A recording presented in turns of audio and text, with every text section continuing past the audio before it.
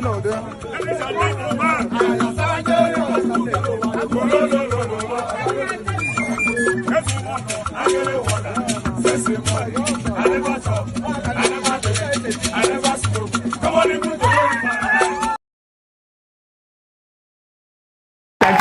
you so much for watching. Thank you. Have you subscribed? Yes, you. Have you subscribed? You. Yeah, before you go, click. It's free. Click. Just that's it. Have you subscribed? You are laughing. Have you subscribed?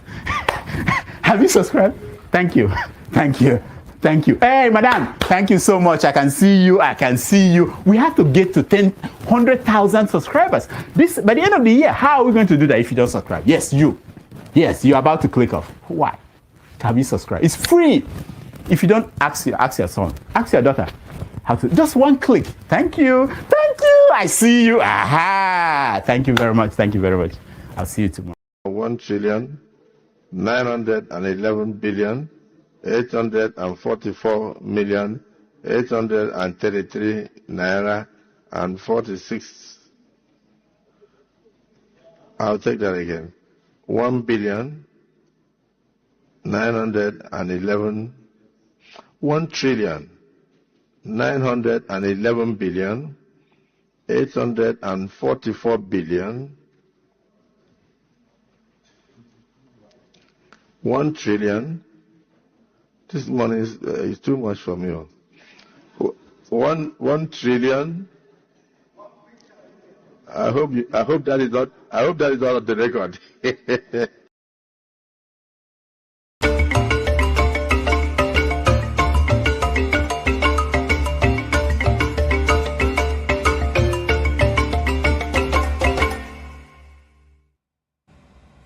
Hello out there. It's good to see you guys once again. Those days when we were growing up, we have been NTA we are watching, and if it's on Sundays we'll have the Franco Lise, and what you say is, it is 9 o'clock. Do you know where your children are? So I'll say the same thing this day. It is 5 o'clock. Do you know where your children are? Do you know what they are doing? What they are watching? Are you watching your social media?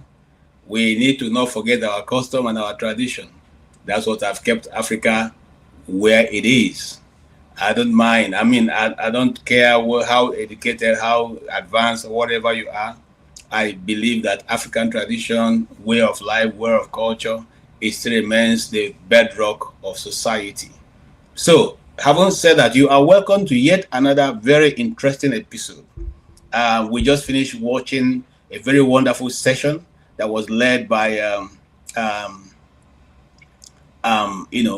one of the. I thought he was going to be a representative of government, but he didn't speak like somebody who representing government. So I guess that he's one of those few kind of people that we want in our society, in our governance space, people who can tell the truth to those who are in power. And so today we're going to be taking reaction from the fallout of that interview, and we're looking at the practical ways Tinubu's government can deliver real renewed hope to Nigerians. And what is your take concerning that interview that just ended? What do you make out of what he was able to put across to us? And I will not take too much time because I don't want to dilute the discussion. I want you guys to very quickly come on and then let us jaw. Remember, very respectful. We will not tolerate insults. You mustn't say anything. You can just, if you don't know what to say, just say, Prof, thank you so much for what the answers you gave us. It's not every time we must have to find something to criticize about somebody's presentation. We can equally say the good things about what the person has been able to put forward. And on this occasion, I would really like people to, because I think he gave a good account of himself and, his ideas. Let us dwell on that part. However, we don't try to tell you what to say, but just say it nicely and the way that it can be accepted. Having said that, I want to also say that Nigeria is, the more you look, the less you understand. Many things are happening. If we have time, we'll go into one or two of them. But if we don't, Well, there's something we also want you to keep enjoying. And as we dive in and wait for more people to come, I can see Chim behind the stage.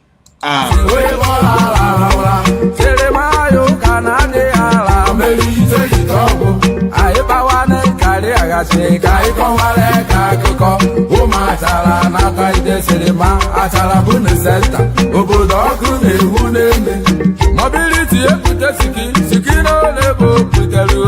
Siki 1, siki 2, siki 3, siki 4, siki 5, siki 6. Oh, ibite pepe nege. Waye wemia, ngwachi wemia, ngwame wemia. Oya yegodimia, oya me wemia wa, oya me wemia. Ogoliba, ogoliba, me wemia, ogoliba. Timo, forever, oh, ibite pepe nege.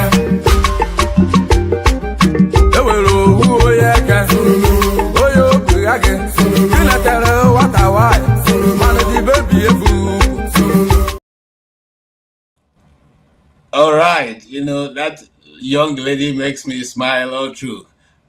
Those days when we used to dance, those are kind of people who, when they get on the stage, that nkwa dagoro. And if any of you have a contact, I would like to have an interview with her right on this channel so that we understand how her movement is not like children of these days. She's very great. Her movements are very gracious. And how did she get to? Is she a dancer like some of us used to be? Is she a choreographer? Is she trained, or just that God had given her that, gifted her that, and she's displaying it? And I think she brings a lot of joy. Good thing about her dance is that whenever she's dancing, she's always smiling. That tells me that she's not just a dancer, but she probably be a professional also, because that's one of the things we teach, that when you are dancing, what people have come to see is not how difficult the dance is, but how gracious your face is and your movements are while you are doing that. It's a good way to break in. And so I invite Mr. Chim back from the stage. Mr. Chim, it's good to see you. And I see my brother, Maska, also right on time. You guys are welcome. It was a brutal one. Like I was wondering how fast the transformation is. Exactly. you read my mind. I don't understand. You did read my mind very well, Masker. Trust me, you did. Yeah, I saw it in your face. Oh, the transmission of the introduction? No. I came back from a meeting, so I joined the show. Oh yes, I mean you were wearing something white before now. White, yeah. So now Chim will be like, is it not this? Are there two maskers that I know? All right. I thought you guys were talking about the dancing young lady. No. Yeah, back to that dance. Do you know which people? Who are those people? Because I'm trying to understand which group. That's not an Ebonyi dance or Anambra dance. Because I was enjoying. I could relate easily with the music, but I want to know which of the sub-Igbo sets that music is from. Is it Egundowe or something? I don't know.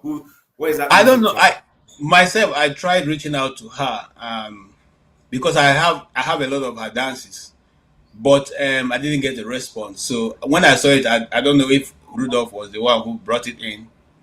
But I love the dance. It's very. Yeah, you need to see the rest of our dances. Very, very, very, very. Very, very, very entertaining.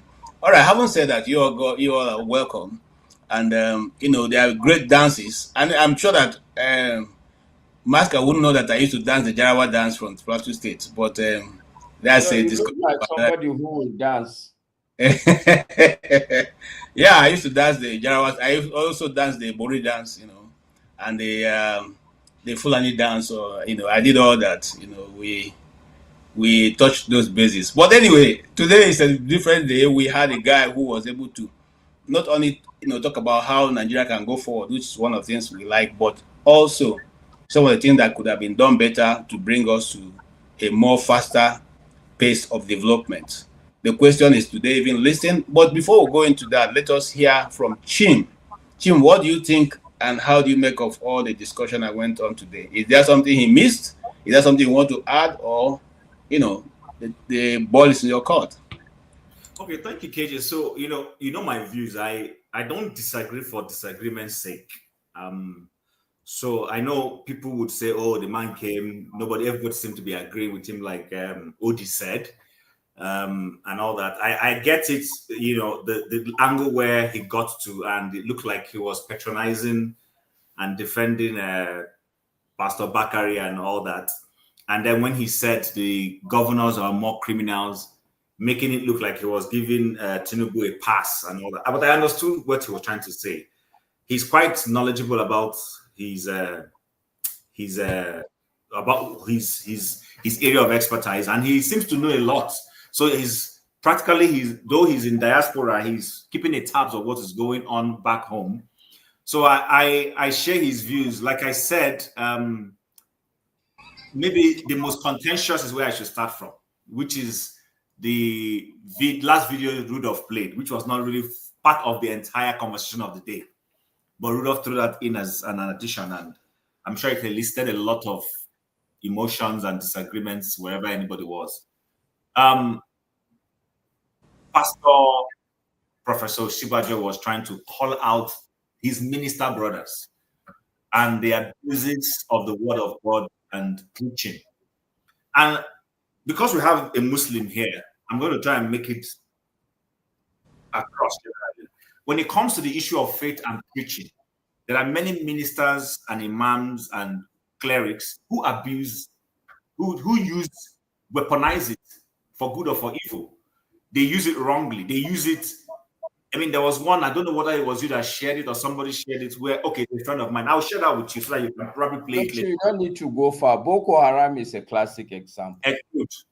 Where the man said you cannot go to school if you are a true Muslim. Like, how is that even possible? Exactly. So I agree with you. So these are and that is what I was trying to remind Rudolph early. In that pre-Enlightenment era, there were people who were using, even the papacy, this pope that Catholics has abused, many popes have abused their privileges, used it to, enrich themselves and do a lot of harm and all that. But Osiba just said, anywhere the true word of God is preached, he said it brings transformation. Because the true word of God does not say somebody should go and be praying on a Monday morning when he should be at work, working for his employer. He even said it that those ministers were saying, hey, if you are using your employer's time to go and do your personal stuff, you're stealing. We've reduced sin and stealing to I took Masca's 10 kobo, or a man went and committed adultery or fornication. That's what we have reduced it to. No. When you lie to someone using the word of God and you use it to bait them and take money from them, that's stealing. And a lot of ministers are stealing. They're stealing from their congregations. There was one I'm going to send to you privately, KJ. Then if you think it's worthy, you can play it here. A man ambushed a woman and was telling the woman that he's an oracle and that it was his prayer that made her daughter to go abroad and get visa, and that now the girl is abroad. The girl needs to send him $1,000, or else she will, as an oracle, pray and then she will be deported back. And I'm saying, what kind of gibberish and rubbish is this? Do you understand? So those are the and people who are antagonistic to faith. These are the things they pick on and they castigate faith. But they will not see the one that is feeding the poor. They won't see the one that will wake up and say, oh, I cannot watch my fellow human being go hungry, and they go and take care of them. The concept of food bank that you have in most Western societies is a Christian concept. It's a concept that came from people in church taking care of the widows and the poor. And those societies took it and institutionalized it and made it a food bank. There is a ministry here in Canada called Samaritan Sports. You and I know what it means to be Samaritan. Samaritan Sports. That's what it's called. It's a Christian faith, but guess what? Today, it's still holding that name, but it's no longer a Christian institution. It's now a very secular body, but they are still calling themselves Samaritan Sports. So these are the things we're talking. Society is evolving. Unfortunately, with the breakup of knowledge, a lot of people are moving away from faith. And I can understand it when somebody's like, why do I need to go to church? You get it, or go to mosque or whatever it is. I think I'll just focus on science and technology, to each according to what he wants. But back to more critical issues of national development, I think the guy gave lots of insights into some of the things government should do, like the subsidy matter we're talking about, which is why I asked him, even though I don't agree with him with when he said there are subsidies. I don't know. I mean, Maska is in Nigeria. He can add his voice to this. Which subsidy will you say government is giving in Nigeria today? Which exact subsidy? Actually, I will totally agree with him. It's not really subsidy. See, the problem with Nigeria is that everything is modular. When you say subsidy in Nigeria now, what it means is that there is discriminated pricing. Pricing is not, how do I put it now? Pricing is not, what's the word when something is obvious, it's clean, it's open?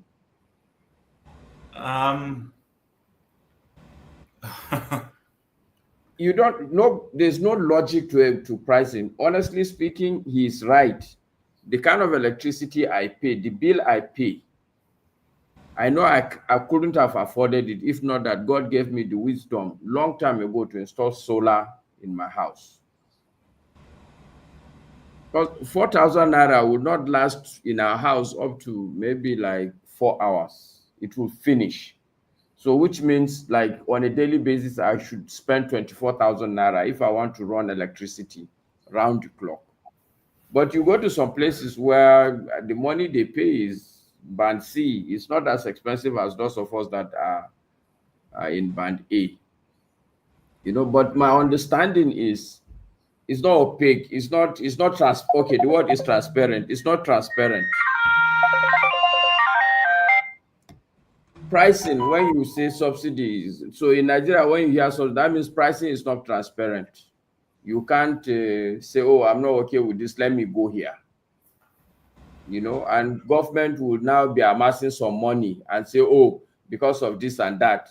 Because it's true. I'd had to do some things with Mbet, and I know that they are owing a lot of the generating companies money.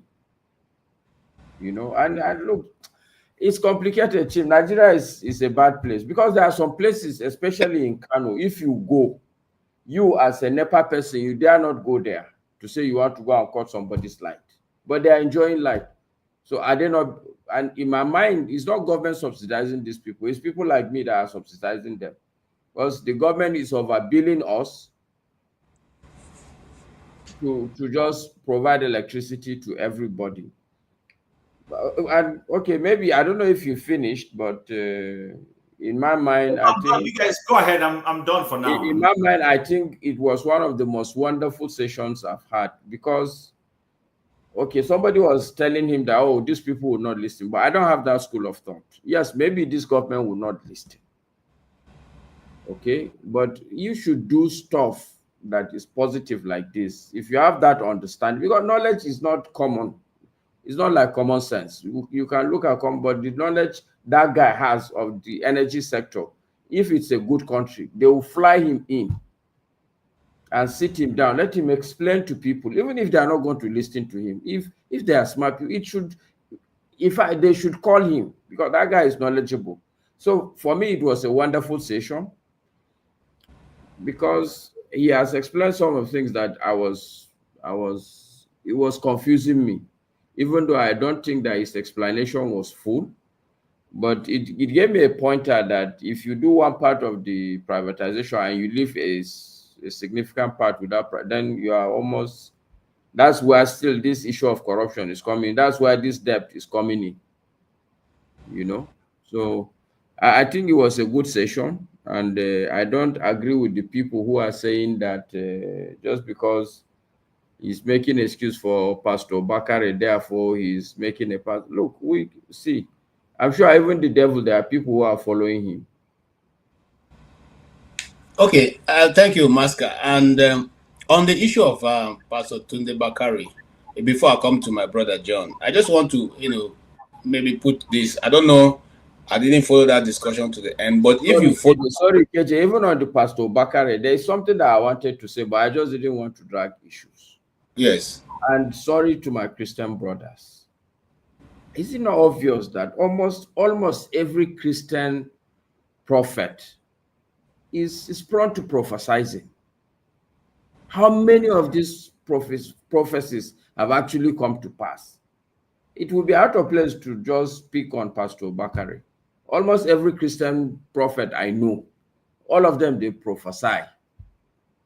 All of them, they prophesy. That's where I want to go to, Master. Because I follow Tunde Bakari, and I follow that is God told him. He never said God told him. He said he asked God. He asked God. He said to God he wants to run. I'm telling you because I followed him, and he said that many times.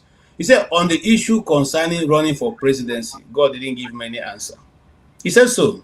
I was one of those adamant followers of, Tunde Bakari. In fact, the video where he said, "Don't make excuse for him." Hold on. Let you finish. You played the video where I saw him. He said Buhari is number 15. Yes. Number 16. Yes. That's not where he started. That's his broadcast.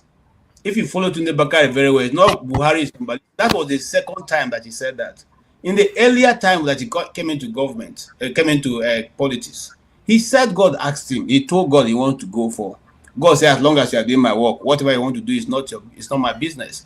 He said he asked God, but God never told him he's going to win. If you go back now, it's not Buhari that. KJ, hold on, KJ. Sorry. I'm coming. Hold on now. Let's not waste time. In this instance, Mm-hmm. he said that God said to him that Buhari is number what, and then 15, he is number whatever. 15.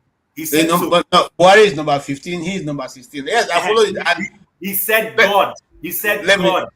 Let me say this to you, and I'm not trying to defend him. Okay, you see, even the great man called John the Baptist, who got the vision of who Christ is, who baptized Christ when he came to the River Jordan, after some years, not even up to a year, he sent his disciples to go back and ask Christ. Yes. So the purpose of we are completely 100% human beings. It doesn't matter how much you have been able to prophesy correct. You can prophesy and God decide not to honor you. What are you going to do? Are you going to beat God? But you see, I understand where Masker is coming and where many people are coming from, because sometimes we use this thing to hoodwink people and collect their resources. And that is also understandable, because the church is not a place of perfect people. The church is like a hospital. When you come to the church, assume that you are coming to madmen and all the rest. And each and every one of us in the church have a problem that have brought us there. And that's why I tell people who come to me for counseling, when you want to marry a young girl, you go to see one brother, they dance, go for church, they do this. I say, don't take that as this thing. Go and search. Okay, go and pray and get a conviction. Know the person beyond what the person is doing in the public. KJ, and apologies, John. I'm not trying to defend, but we can go ahead. Yeah, I know you're not defending. That's fine. I get you. Listen, I understand you, so I can push back. You understand my pushing back is not a case of hatred. Yes. So the point is this. Let's even use your analogy of the church being a hospital. In the hospital, you have a doctor. Okay, you have nurses. So even if you say the pastors are not the doctors, if you want to excuse them and say they're not the doctors, that is the Holy Spirit. Now, don't forget that when those sick people come in, a sick person cannot be treated by another sick person. A sick person will be treated by somebody who is sane. Yes. So if the pastors are the doctors, then the doctor needs to be sane to treat sick people. But if the doctor now has a problem, then there's a problem with the people you're supposed to be treating.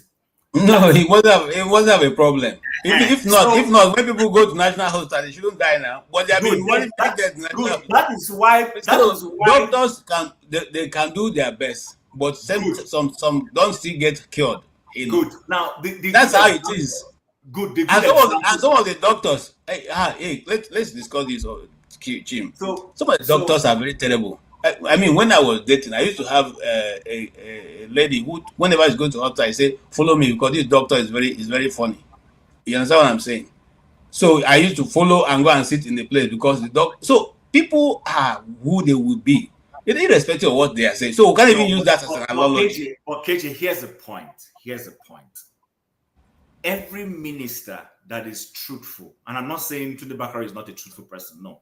I'm not going to use one instance to suddenly destroy all the good works he has done over the years. No, I wouldn't do that. But the point is this. There are moments when people make mistakes. You come out and say you've made a mistake. Yeah. So the problem I have with our ministers these days is a lot of ministers, when they get things wrong, they don't come back and say, I didn't hear well. Listen, I agree. Human beings are not looking. Do you know that human beings want to just see that honesty, and they will excuse. No, but sorry, see this one now. I'm going to use common sense, even though I'm not a big fan of common sense. But sincerely speaking, if I'm a pastor, and I say God said this, it's not that I had it wrong. Because if God is God, He told me yes. But he didn't do it. Who am I to question him? And I know I'm not wrong. Yeah, but see, let me give you another analogy. Let's say somebody comes and say he wants to borrow 10,000 naira. He needs 10,000. I say, okay, I'll give you in 2 weeks' time. And he goes to say, this person said he will give me 10,000. In the end, I may not give him. Yeah, but Masker, you're not God.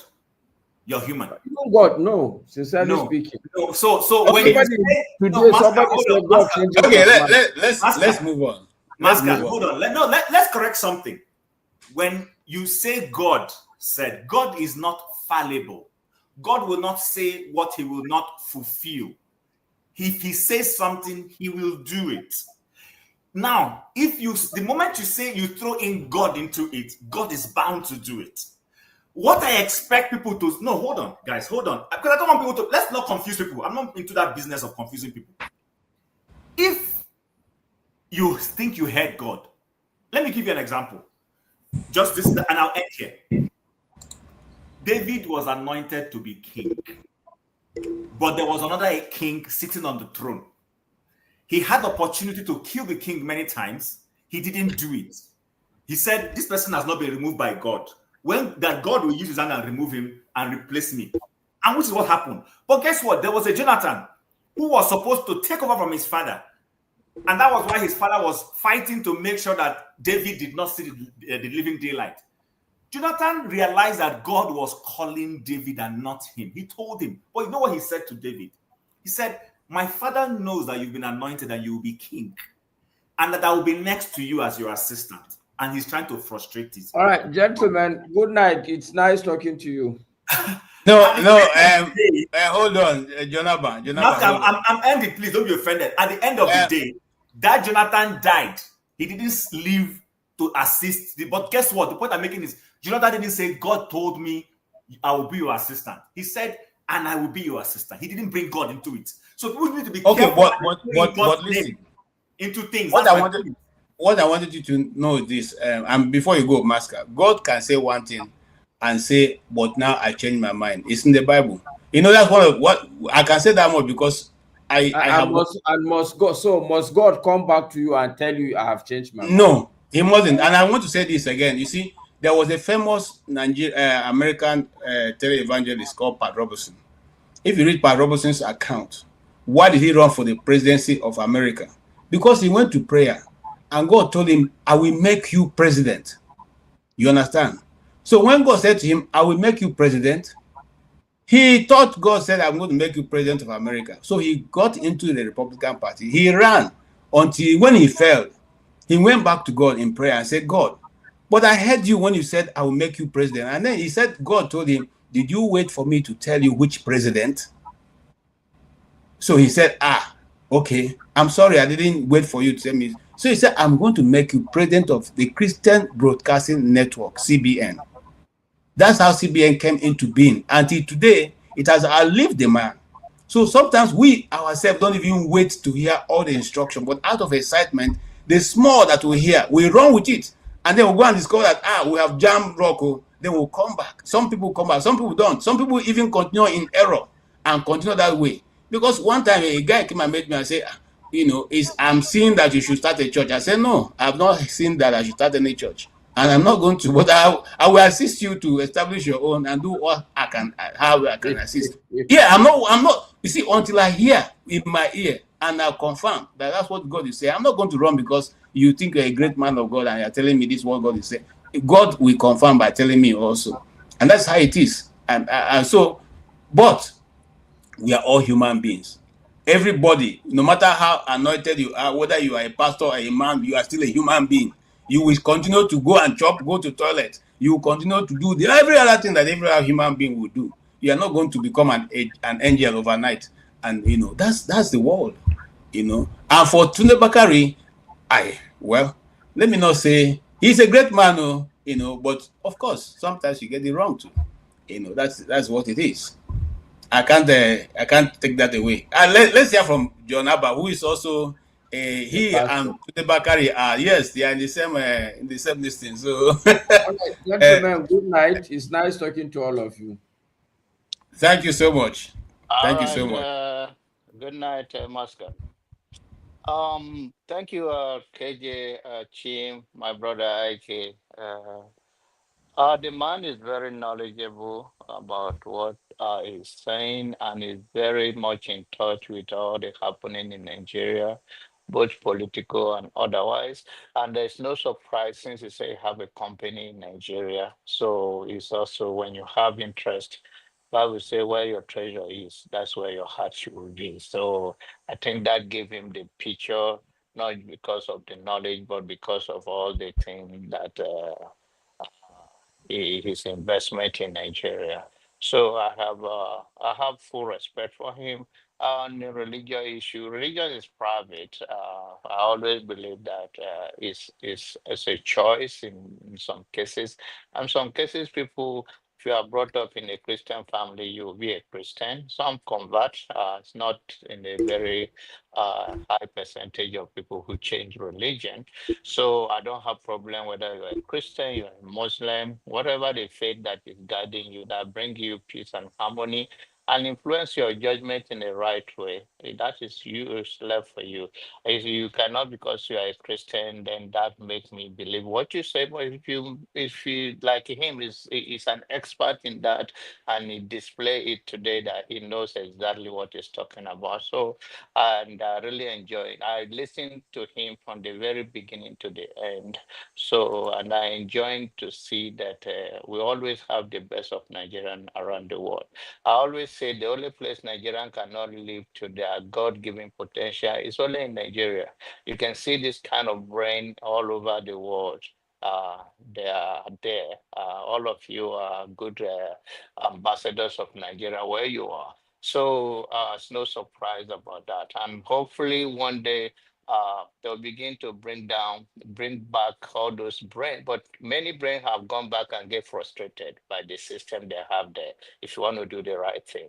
So he mentioned that the energy sector, only one person is a biologist. The rest are one is accountant.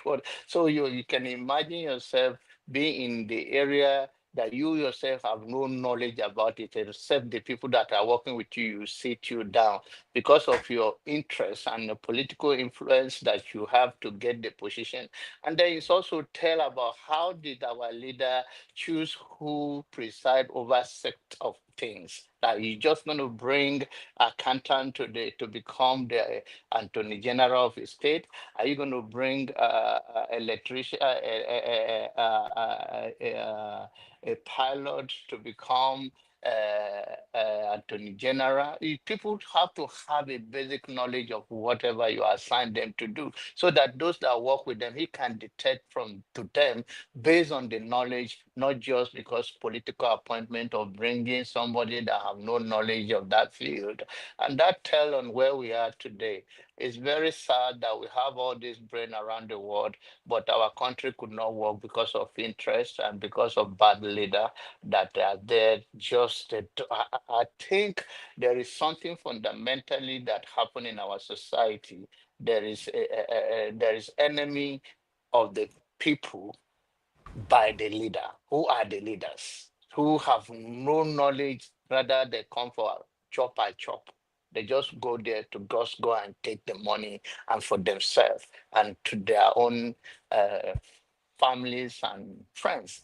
And then when it comes to the issue of the last video that Rudy played, in as much as the former vice president of Sibanjo speak eloquently, I have a problem with his speech because that is very dishonest. It's yes. Um, whatever he talked about is very dishonest in the sense that there is what is called restitution in the Bible. When a restitution means that something you acquire forcefully, just like he also mentioned in his speech, whatever where he was that he was making that speech. He never referred to himself about his own imperfection. For me, for people like that to talk to me, since they're involved in the public service, they're not perfect. They could have bring their own issue. One of the scandal was his daughter was caught in UK with thousands of dollars and pounds sterling in her car. Why can't you say to that? And he talk about good work and hard work. Why can't the daughter earn that money? So the thing, end of the day, there's what is called virtue. But the impact that you make is that when you have something in your own cupboard and being honest about it, that you are not perfect, but this is what and this, you are ashamed, you are not proud of it. Then then you can resonate with people like me. Like I will not just say because you say it and you are very eloquent and people are clapping hand and those people that the picture behind him or whatever he's trying to address it, he should start with himself. And that is where I would say, wow, this is a great man. He know that he's not perfect. Give you an example about that. I'm not saying he's a perfect man. There was a preaching by T.D. Jakes, the founder of Potter's House, and many years ago, and he said that, oh, and this is the topic. It says that one is born again forever, which means he do not in that way that you cannot backslide. The grace is available to see. And later he says he make an error that anyone that bought that tape or issue take it back, he will give them their money back. That is a level of integrity. Not that he's perfect, he understands his own struggles with his family, just like every one of us, we have things that we go through. But you cannot just make a public speech for people. You have been Attorney General of Lagos, you have Tnubu's boy, you have something to do with alphabet or whatever it is, you become the vice president, you are a pastor, and then you come to preach that bogus preaching without saying, okay, when I was this, this is what has happened. And I understand this, I'm not proud of it. But then to just at last that, oh, you are a perfect man being there, the word transform people's society, the word of God transform society, people go and learn about this thing. And all those nations in nation, they are not Christian nations, and they make it. So what about that? So I think the hypocrisy is what I completely turn me off on the message bodies. Any other thing, the world is great. His message is great, but he could have started with himself. That will make me say, oh, wow, this one is an honest man. Thank you. Thank you so much, Jonaba. It's good to see you. Well and I want to say this before you say what you want to say. I totally agree with what you're saying, and I'll read out this information. According to the 2023 report by the International Society for Civil Liberty and the Rule of Law, okay, Inter-Society, and then a Nigerian human rights organization, more than 30,000 Christians were killed by Islamic militants during former President Buhari's 8 years of rule in Nigeria. Now, I would have expected that he, being a pastor, would have even talked about this once in the time that he was vice president in Nigeria. He never for one day, not one day, did he even condemn or speak about that which was going on at that time in Nigeria. So I think it's disingenuous disingenuous for him to come and begin to tell us, because you didn't do anything. You didn't talk to your boss, whether in secret or in public. He didn't even comment. In fact, when they even went to what happened in Owo, this, you never talked about it. Okay, so what makes me think that now you are now speaking on because you want to bring yourself back into limelight? Are you thinking that somebody wants to put you up against Tnubu? Anyway, that's, let me leave that for Mr. Ike to answer. Thank you. Welcome, and welcome. Stay humble. I think Kim wanted to say something, right? Yeah. Oh, Kim, you want to say something? Oh, go ahead now. Sorry, Before. thank you for bringing up this thing, John Abba.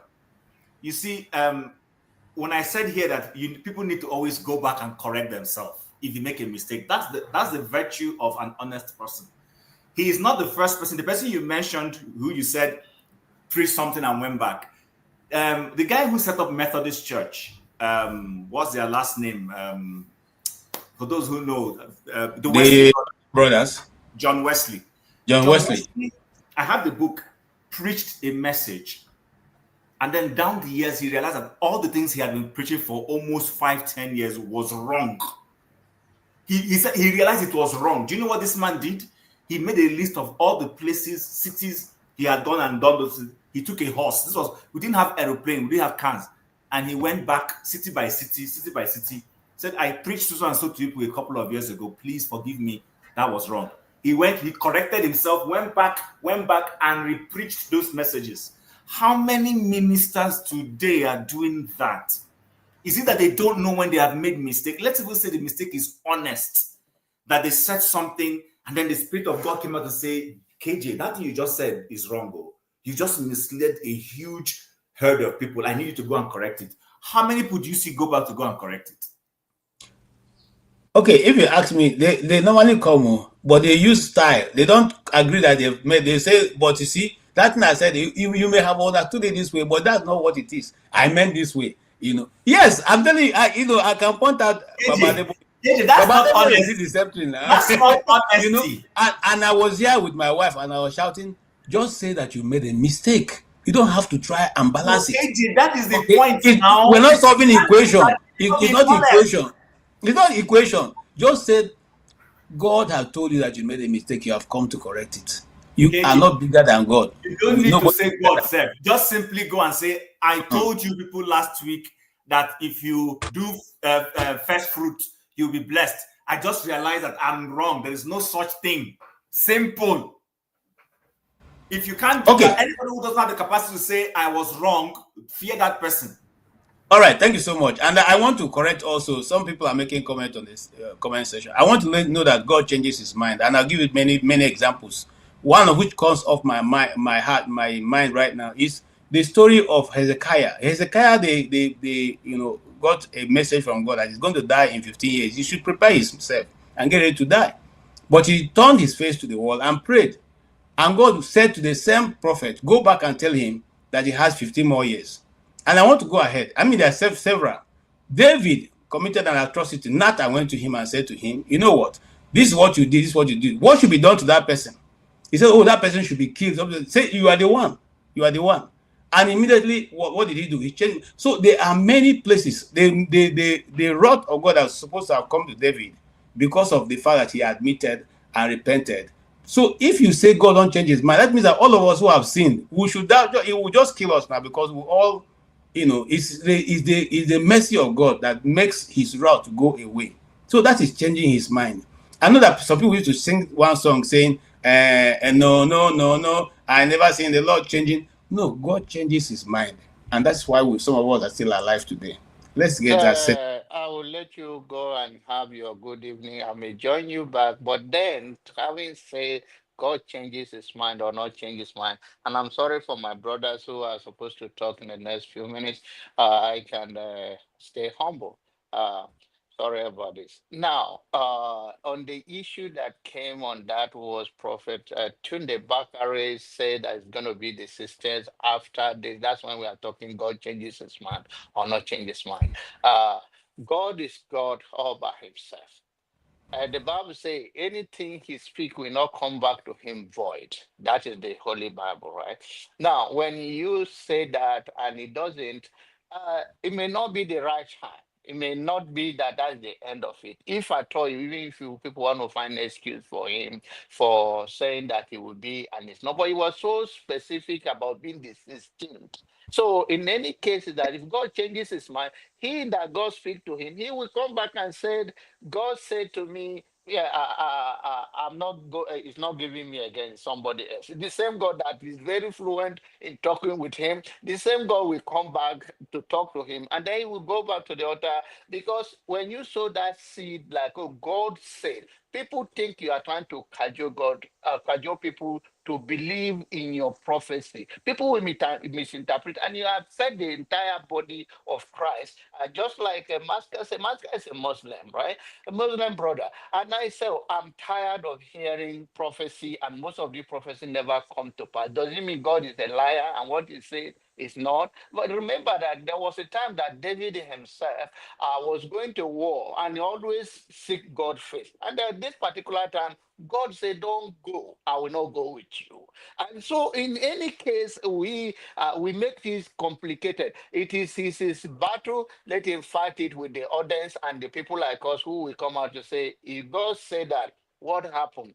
God changed his mind. Why don't you tell us when God changes his mind? That is the question. So that we keep the body of Christ, like Tim said, say people are beginning to leave faith, the Christianity, even Islam, not only one. People begin to say, okay, I'm tired. And if we keep doing that, the Bible says one thing. It says you may not have committed this sin, but if you have pleasure in them that do it, it says you will share the same thing. That's why it is very important that you don't attach yourself to these people who say things that practically is not, and they don't have any apology, not come back to say anything. Let them defend themselves. That is between them and their God. But we cannot find an excuse for them. All I see is that they came in the broad daylight to say to us, God said, and they never come back to say God didn't say it, or God changes his mind, or God tell us or something otherwise. And we all know God is not a man. He cannot lie. If you say something, it will come to pass. The reason why they say God is not a man, he cannot lie, meaning that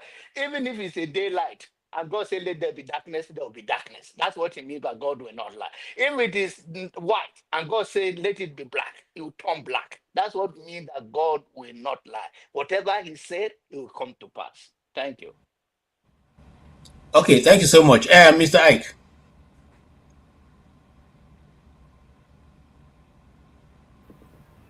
Good afternoon, good evening, good morning, happy Sunday, depending from where you are. Um, really, I always try to avoid talking about faith and Christianity and religion in this platform or any platform but I want to say something about what the pastor said. We should not forget that in the body of Christ there are divisions of labor. You have the teachers, you have evangelists, you have pastors, you have missionaries, you have prophets. But the problem we have in the Christian world in the Christendom in Nigeria today, there's men of God who own churches. They are pastors, they are evangelists, they are prophets, they are missionaries, they are teachers, they're everything.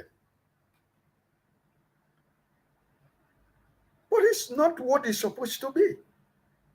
In the body of Christ, there are divisions of labor. The gift of God, the gift of the Holy Spirit is given freely.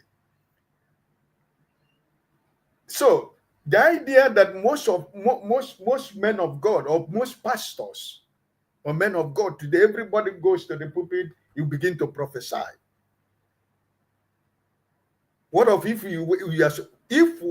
your gift is a teacher? Why don't you teach? And KJ is giving the gift of prophecy. KJ will make prophecy. Stay humble, will interpret the word of knowledge. And Jim will be an evangelist. And that's how the body of Christ is complete. But like most of us who are Christians have been so much brainwashed in Nigeria or mostly in Africa that we forgot the principles of God or the principles of the kingdom of God. So Jeremiah 14 verse 14 says, "Then the Lord says to me, the prophets are telling lies in my name. I have not sent them. I have not commanded them. I haven't spoken to them. they are prophesying to you false visions, worthless predictions, and deceit they have made up on their own. That is the word of God. And that is what we are suffering in the body of Christ today in Nigeria. So I don't know the calling of Pastor Tunde Bakare. Whether his calling is a prophet, I don't know. Whether his calling is an evangelist, I don't know. Whether his calling is a missionary, I don't know. Whether his calling is a teacher, I don't know. But what I'm trying to say is that the Christendom today in Nigeria is that once you own a church, you are the prophet, you are the pastor, you are the teacher, you are the missionary, you are the evangelist, you are everything. You are the disciple. It should not be so. And that's why the body of Christ is complete. So this idea that this idea of these men of God in Nigeria are using, every time everybody has turned into a prophet, they're just making mockery of the body of Christ. And that's why that my brother Maska was able to say what he said. And what he said is true. And because the leaders, the people that are leading the body of Christ, have decided to use it as something that once you owe a church, God has given you every knowledge. God has given you every power to do everything only yourself. So I think that Christians and men of God should be very careful. We have to try to do the right thing. So we cannot continue to play with the name of the Lord.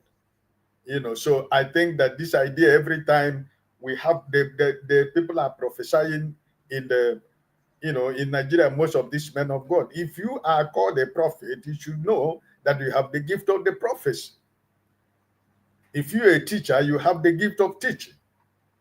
If you're a minister, you have the gift of singing. So these things, God did it in a way that the Holy Spirit spread his blessings upon the people who want to serve God. And that's why he made it a body. That's why we are disciples. That's why we are ambassadors here on the earth. If Jesus believed that he can do it alone, there wouldn't have been the need of apostles. Even when God was even working with men, God wouldn't have been needing men to do most of the things he was doing.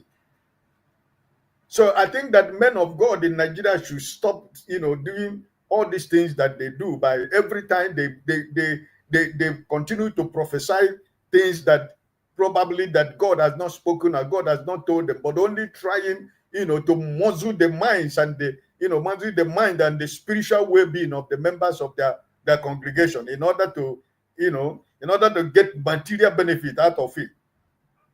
I'm sorry what is going on in the body of Christ, and I think that men of God should, they should mind what they say. Okay. Like my brother, KJ, when you were trying to explain, the case of Hezekiah. The case of Hezekiah, yes, it's true, but doesn't necessarily mean that he didn't die. But God gave him extra 15 years. So just like the word of God. Let me say, God never lied. That's true. I agree with that. That's true. Yes, but God never lies. But why I talked about this issue, like I said, I always try to avoid, talking about this issue because so many things is happening in the body of Christ. But this particular one, I know why I read this particular Jeremiah, and I know why I said that. Have we forgotten that there are different gifts of the Spirit in the body of Christ? All right. Thank you so much. Stay humble. You have been humbly staying there, and so now give us your understanding of what you have heard so far. Yeah, well, stay humble was a phrase that this guy used. This Man City striker, Holland, used against us when we played City. And since then, he's been humbled. And even today, when he scored, he was really humble. He did. Anyway, it's fine. So, good evening, everyone. It's good to be back. Thank you for what you're doing. Yeah, I was just wondering whether we had another guest apart from because it looks like we are discussing. No, this is just a fallout of a side talk. It's just like a side meeting, but we are going back to what we are. So you can go ahead and make your comment on generally what you think about the guests who came and what's your take on it. Okay. Yeah, so I will just touch on um, the the Osibanjo aspect. So you see, what people think is that they are really touched by that he was touched by the fact that or ministers are not bold to call out this or that or that. Yeah, he's not bothered. He's just among the people who are happy with the situation of Nigeria. They live in choice places. They never want Nigeria to change. So, they want the people to venerate them every time, calling them prof, calling them sir, giving them all due respect, bowing down to them. They live in choice places in Banana Island, VGC, what have you. They are not interested in Nigeria moving forward. If they were interested, he would have done something throughout the years. He was a servant to Bola Tinubu. All right. Because he didn't start today, to be involved in government. He was in the Lagos state government, very much involved. He played a key part in most of the things that happened there. That a lot of things happened during the 8 years of Bola Tinubu and even after that. So, and he was very much involved. So he doesn't care about the suffering of Nigerian citizens. So if you think, for people that thought that, when he was running mate, he was going to be running mate to Buhari, that he was going to effect some changes, they were just delusional. And they were all just people that wanted Jonathan out, maybe because of his tribal leaning, basically. So back to what the guests say, which is even related to this, because I did ask him why he was very keen on advising Bola Tinubu, despite the fact that the process that brought him to power was very much flawed. And he tried to defend himself. What position was he actually looking for? Because we've seen, very well how these people operate. They come out and try to sell the dummy to whoever, the undiscerning people, not me. That they care about the plight of Nigerians, whereas they're just looking for position. And tomorrow he might be made an ambassador. And the next thing, he turns around to say that Nigeria is a paradise, that people complaining are just people wasting their time. And people demarketing Nigeria, which is what they now bandy about. This evening, yeah, I stumbled on one group on TikTok, where they were discussing tribe. They've turned everything. Even some of these our politicians that appear on TV on Arise, or what everything is just ethnic tribe, south east, south this, south that, not that. Nobody is actually talking about the poor. Even they that are in America, in the United Kingdom, saying this or that. Why are they there? Why are we there? Why are our best talents, the best talents that this continent, has produced and is producing, all flocking to, so because if things were good in the continent, we will all be back in Nigeria or wherever, Kenya or wherever country we all emanate from. So sometimes when they come out and start saying all these things, you should just take them with a pinch of salt, especially people that do not take a stand. Whenever someone comes out to say, "Oh, I'm not for this person. No, I'm not for this person. The Supreme Court. What do you mean? If what people are doing now, this hypocrisy, is the way the so-called founding fathers, if I will call them that, it fought for independence, we wouldn't have what they misnamed independence now. Maybe by now we will still be carrying the white men, on our back, so, or be polishing their shoe or something, but they took a stand. People should be able to take a stand. If you think the judiciary is corrupt, you should take a stand and say the judiciary is corrupt.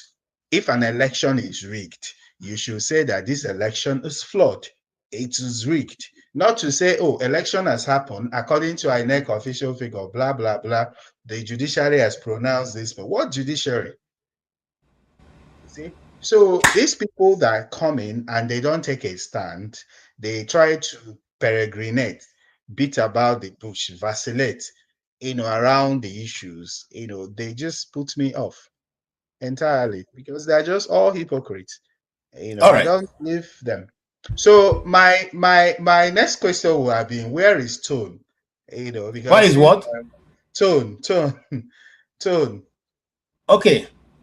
We don't know where Tone is. So. Because since since this guy appeared here and he had some of this thing, I think that was the last I really heard of him. Really, I've not seen him since then. All right. Mm. Thank you.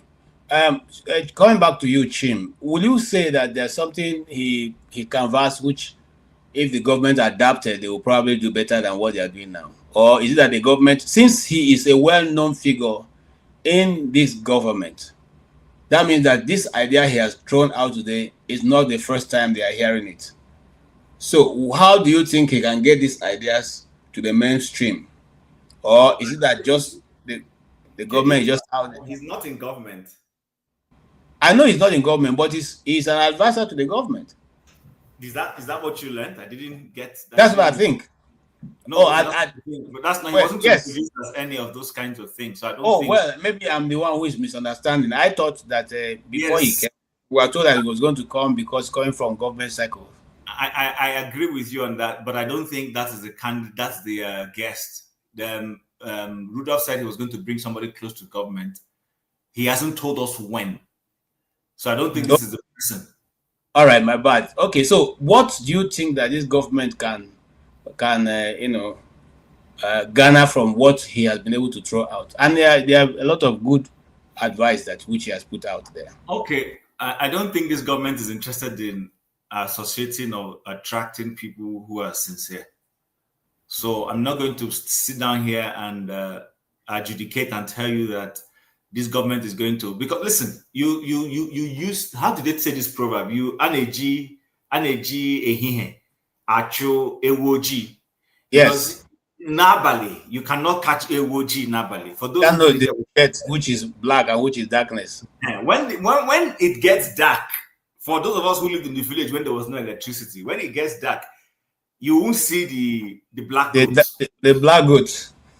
So if you want to get the goats in and avoid wondering where the black goat is, do it before sunset falls, and then there is before dawn. Go and get the black goat in. If you watch the appointments that this president has made, listen, this is the most truthful president Nigeria has had. The most transparent, truthful president Nigeria has had. No pretense. He told you, no be statistics we go chop. In other words, he is not interested in people who are going to come and say, listen, other governments will enter.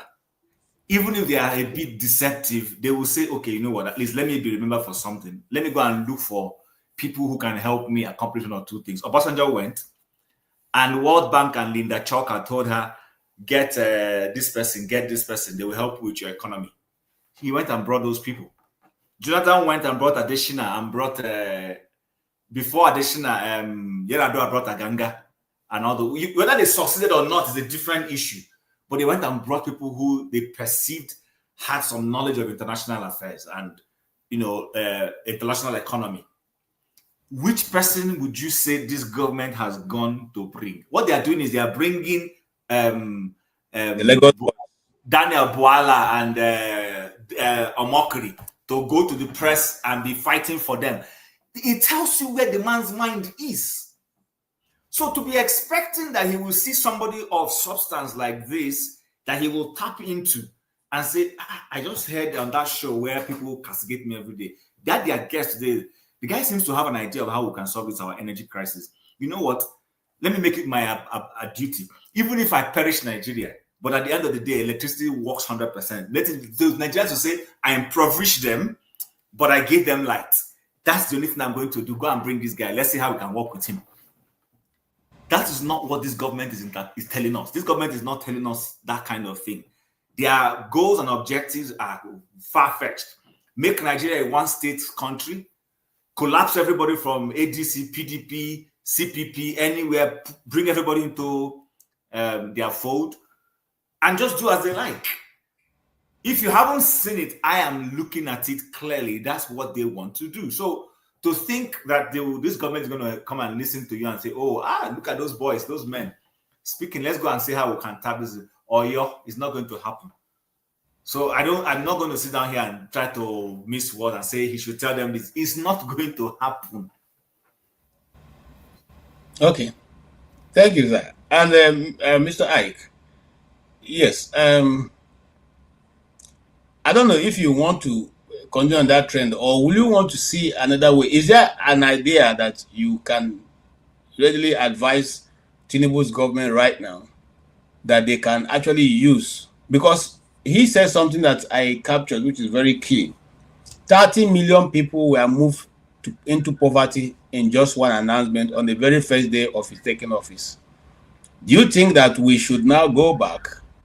What's your opinion? Should we now go back and reintroduce fuel subsidy, since even the money collected from Nigerians have not been useful to Nigerians? Like Chim said, listen, Mr. Peter Obi since 2022 has been giving this government expo for them to be able to have a better administration. What is it that am I going to say here that Mr. Peter Obi has not given them expo what they need to do since 2022? So like Chim said, they are not after you. They don't think about you. They are thinking about 2027. They are not working for you. They are working for themselves. So there is no amount of professionals and professional advice. What am I going to give more than what Pat Tommy has given? What am I going to give? A lot of economies in different fields of life have spoken what this government need to do. Who are they listening to? Just like Chim said, they only employ their attack dogs on the social network, to attack people who to attack Mr. Peter Obi, and that's the only job they have. The only job this administration have. The only thing they have is about Mr. Peter Obi. Where how can they stop him? That's the only job they have. They don't have any other program.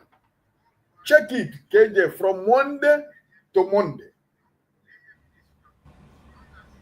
It is all about Mr. Peter Obi. That is the work of APC.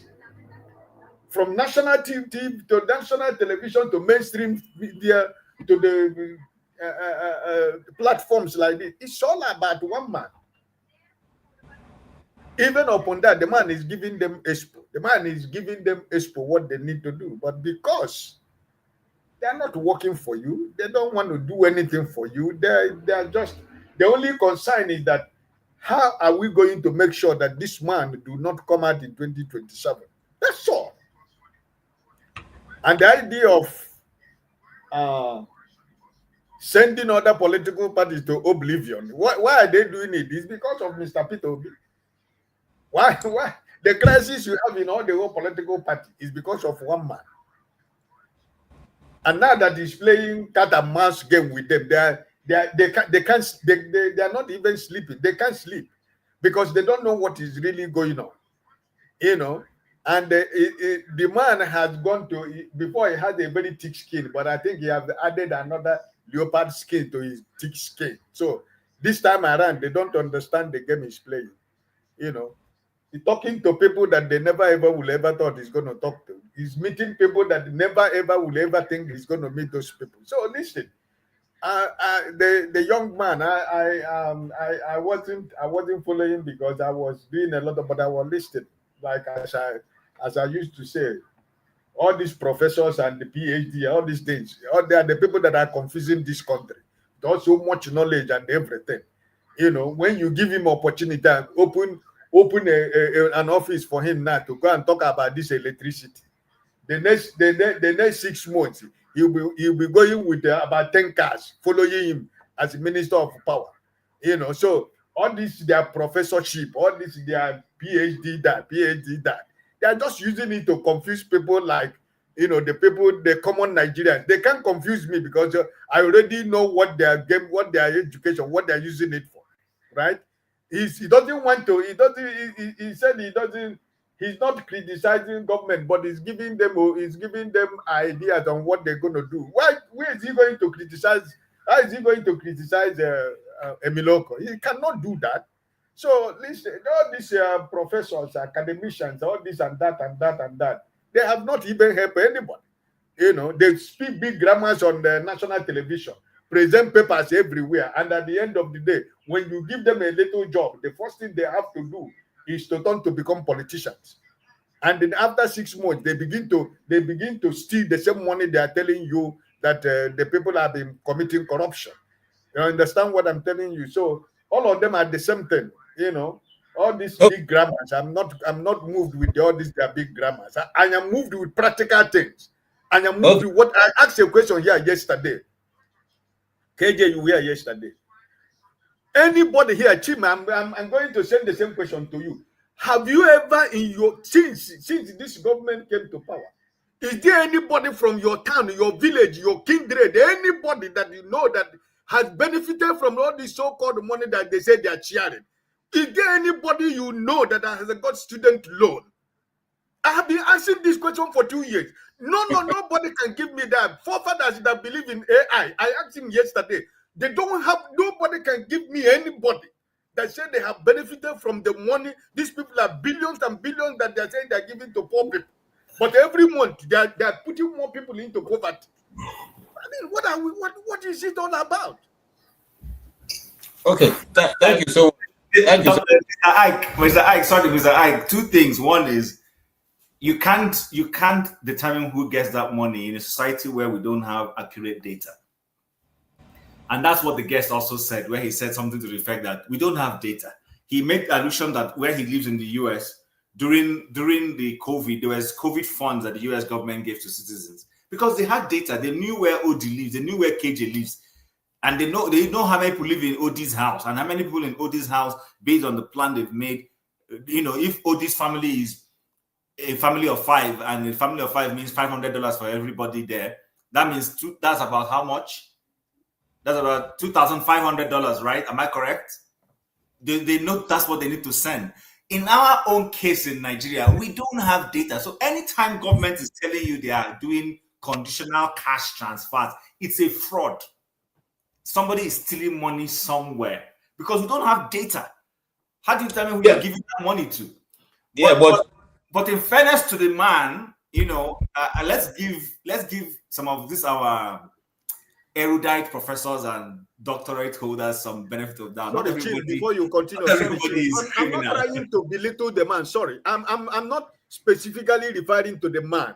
Yes, but I'm specifically talking about.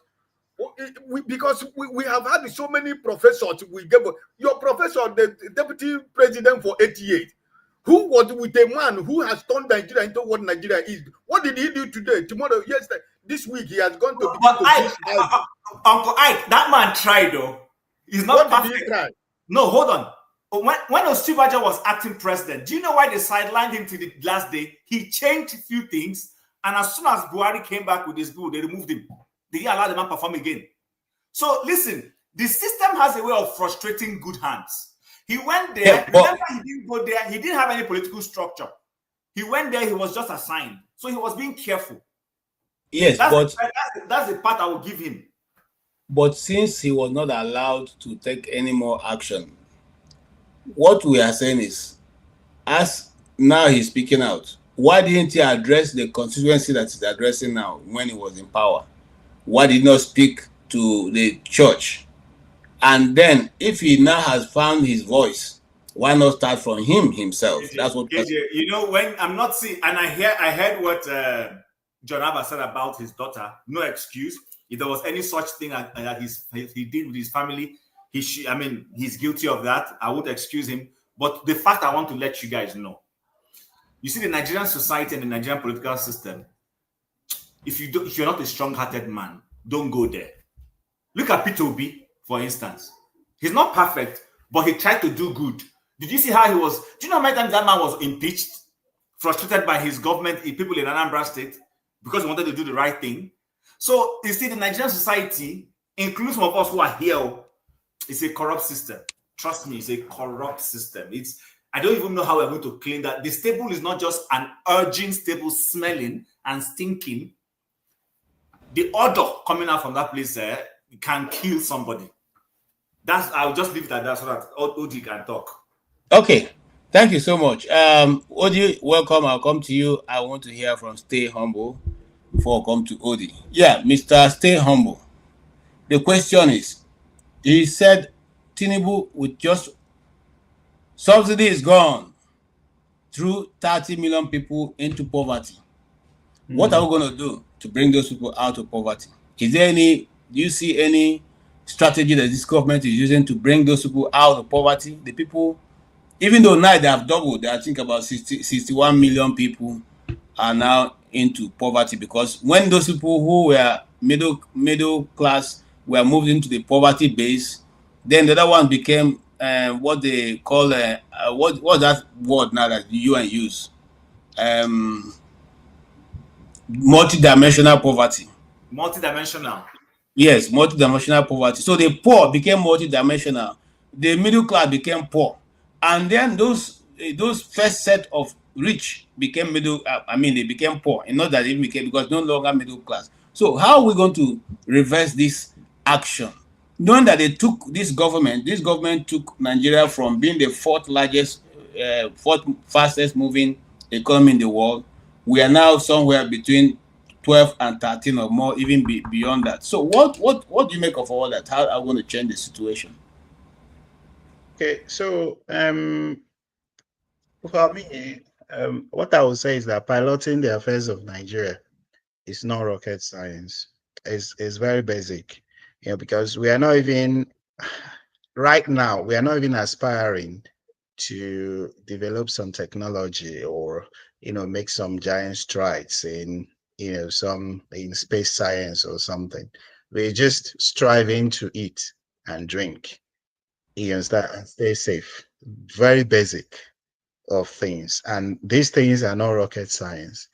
And for people that expect these people now that took over government through fraudulent means to take counsel from so and so hangers on political jobbers, like the guy that came today, who I believe strongly is, because he didn't take a stand. So what I would advise them to do is to resign today and say that he's sorry for taking over government, the way he did, and organize a free and fair election. If he doesn't want to give power to who really won the election, because if Tnubu comes out today and says, oh, he's sorry, he wants to organize a credible election, that's when you will know that these people that are making noise about electoral reform, this and that, they are all time wasters. Because if maybe Tnubu decides today that he's going to organize a credible election, the military stay aside, everybody do your job, there'll be free and fair election without even all this technology we are talking about.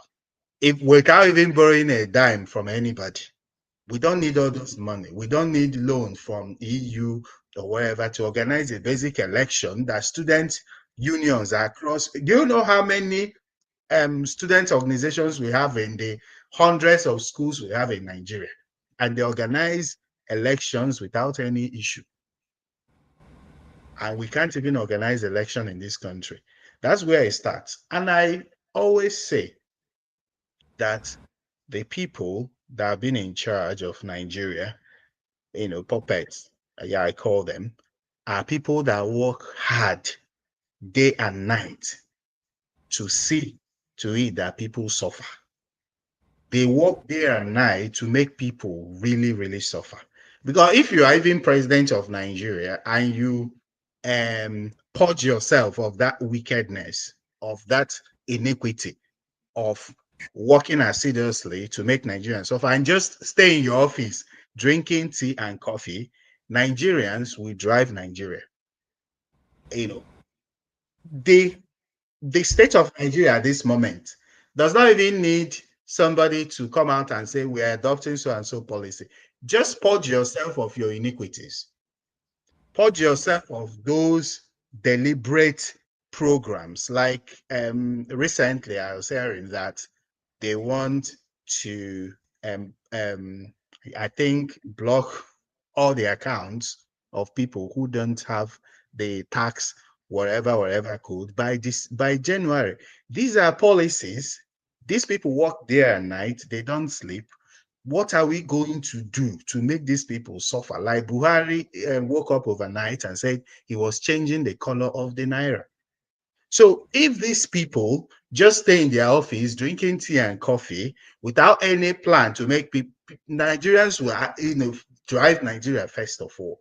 To put food on the table of Nigerians is not rocket. You don't need anybody to come from US to say he's advising them. What are you advising? Like someone already said, those policies and whatever, the likes of Pato, Tommy, the likes of people, they have exhausted all those things. So you're going to say, oh, I want to advise. Whenever I see people doing that, I know that they are hungry. Their bank account is in red. So they are looking for ministerial or ambassadorial and wasting everybody's time. I don't know why Dr. Damages, keep on inviting those jobbers. No, well, I need to push back on that. That guy who came here, he's not looking for a job. He has a patent. In other words, he himself is a company. In other words, he's very marketable to any company that's in energy company around the globe. So I don't think he's looking for a job from how much Nigeria are going to even pay you in the first place if you decide to go there. Remember, that was one of the problems that Okonjo-Iweala had with them, because she said, how much you want to pay me, and it became a scandal because she should be paid in dollars. So, but having said that, I'm coming to Odi, and Odi, I'm coming to you because I want you. I don't know what your initial statement is going to be, but in the last 62 years of Nigeria existence, we have constantly fought the same thing, which is the same thing that this professor have come to discuss today. We have fought corruption, which was the reason why Zogo School was conducted. We have been fighting corruption. We have not been able to overcome it. We are fighting no water, no pipeline water, no good roads, no medicine in the hospitals. Insecurity is everywhere. No housing, no proper school. So what have Nigeria actually achieved? And do you see this government turning around even just one, I'm not saying all, just one of those shortcomings we have been fighting since independence? Hello, everybody. It's my co-panelists and people in the comment sections and people who don't like me there. That's okay. I just wanted to, but we're going to keep speaking truth to power. I just really came to lend support to my brother, stay humble. I've never been on the platform with him, but he's been just speaking my mind, And I think we need more people like this to come out and call out the establishment and the system. I know KJ is a fairly fair-minded guy. I know Jim, also. But, you guys have become a little bit of part of the establishment in this program, and we're coming to help you also, because you guys don't want to offend your guests. And I'm sure it takes something to bring people of caliber, so to say, right? Many times you wonder what is caliber anymore. Look, but it's like when people are like, jumping all over themselves and staying on one party, many times, I think that's why I come on this program, just to, at least, have a different view, different opinion. Because on this, I'm completely in line with stay humble. And, Jim was talking about Professor Shibam, and before I come to your question, because I really wanted to address the past things that have been said. And what could have been, right? And Stay Humble had been, when I was listening before I started driving, Stay Humble had talked about this man being in the 8 years of the government of Jagaban. See, many times we have to, let's even go to the draft of Lagos and of the regime of, if you look at, the man is also complicit in creating a nurturing environment for the man to do his pilfering, right? He created, for most of, we give the man credit for some of the good things he created, the laws they created in Lagos, the CDAs and everything. But he must have created a pathway for this man. He was the Attorney General, if I'm correct. He created laws that made it easy for the man to become the monster he is right now, to seize the power in Lagos, to make, so what we are witnessing in Nigeria, the one-party state, Osinbajo cannot be taken out of what happened in Lagos and what is happening in Nigeria now. And when he was in the government, look, and people ask, what could he have done? Quit, resign. When many people were expecting Osinbajo to do that, by the time Buhari came back, if Osinbajo had resigned from as vice president, the ripples of what that statement would have made, maybe will not be where we are right now. Nobody has had enough, balls to do that, if you don't mind my choice of language. And we're trying to deify the man. The man is absolutely part of the problem of Nigeria. These people wear a cloak of religion, and they come to the system and they tell people, make promises that they absolutely know that they have no plan that this will be fulfilled. Many people voted for Buhari because of that man. And Nigeria was thrown into poverty. And the man came and campaigned. Now he's trying to tell us what we should do. He was number 2 man in Nigeria to fix Nigeria. How shameless is that? My brothers, look, like I always say, we're probably going to die in exile, but at least we'll continue to speak truth to power. The small opportunity that is given to us here, that we know their arms cannot reach us. So let's say the truth now. Nobody will come and catch you. This man that was here today, Stay Humble, described, he's looking for something. Look, there's an amount of money you will have. Many times what people are looking for is the name and the position. Many people, their whole, whatever they want to achieve, to have that honorable minister or His Excellency ambassador or something. So these things mean a lot to different people. I don't know. That's why I asked him, I said, my brother, I'm not sure your purpose here today, but we know that what you have been doing is whitewashing the government. How could you be whitewashing government? You're telling us what we know is no longer what we know. Starting from the Bakare, there is an Odumeje. He tried to make Bakare a comedian, and Odumeje a comedian, and Bakare an intellectual. These two people are comedians. It's a joke. You know, and Major has even taken his to a different level. He sings, and at least he entertains us, and we enjoy the game. But the other man thinks we are fools. He will go in and he will sit down in a church, and then he will be declaring what nonsense? What nonsense? In a Nigeria filled with intellectuals, and people come here to defend him. He talk about Hezekiah. What a shameless group of human beings, you know, this country is producing. And then you talk about Tnubu. I'll say, I can't defend him. Tnubu, the governors are more criminals. Tnubu is less of a criminal. You see, look, and people are listening to this, and people don't call them out like stay humble is, and people are talking about patents. What stupid patents? He should take his patents and patent it in his house. This kind of people, when they come here, we should call them out. So you see, if you're coming, be ready. You know, this should be, look, we should build this platform to a place. They will say, if you go to that platform and survive, then you can go and run for government. It's not we don't come here to massage their ego and tell them how nice we are, because we have nothing to lose. What we have, we're already in exile. What do you have to lose? You know, if somebody comes, he's a Muslim, whatever, hit him, tell him the truth. You know, it's not being disrespectful. We're not disrespectful to the man. We are very polite to the man. People gave him his accolades. What we said is, don't whitewash the government. Don't tell us what we know is what we don't know anymore. How can you come and say, hold on, let me finish, please? You know, you asked a question, I have to finish. You know, you gave everybody time. Now, I was watching the show. Give me my own time. Or is it because I'm saying what you don't like? No. Why? I mean, I'm not dog in the fight. Yeah, so stay at the side ring.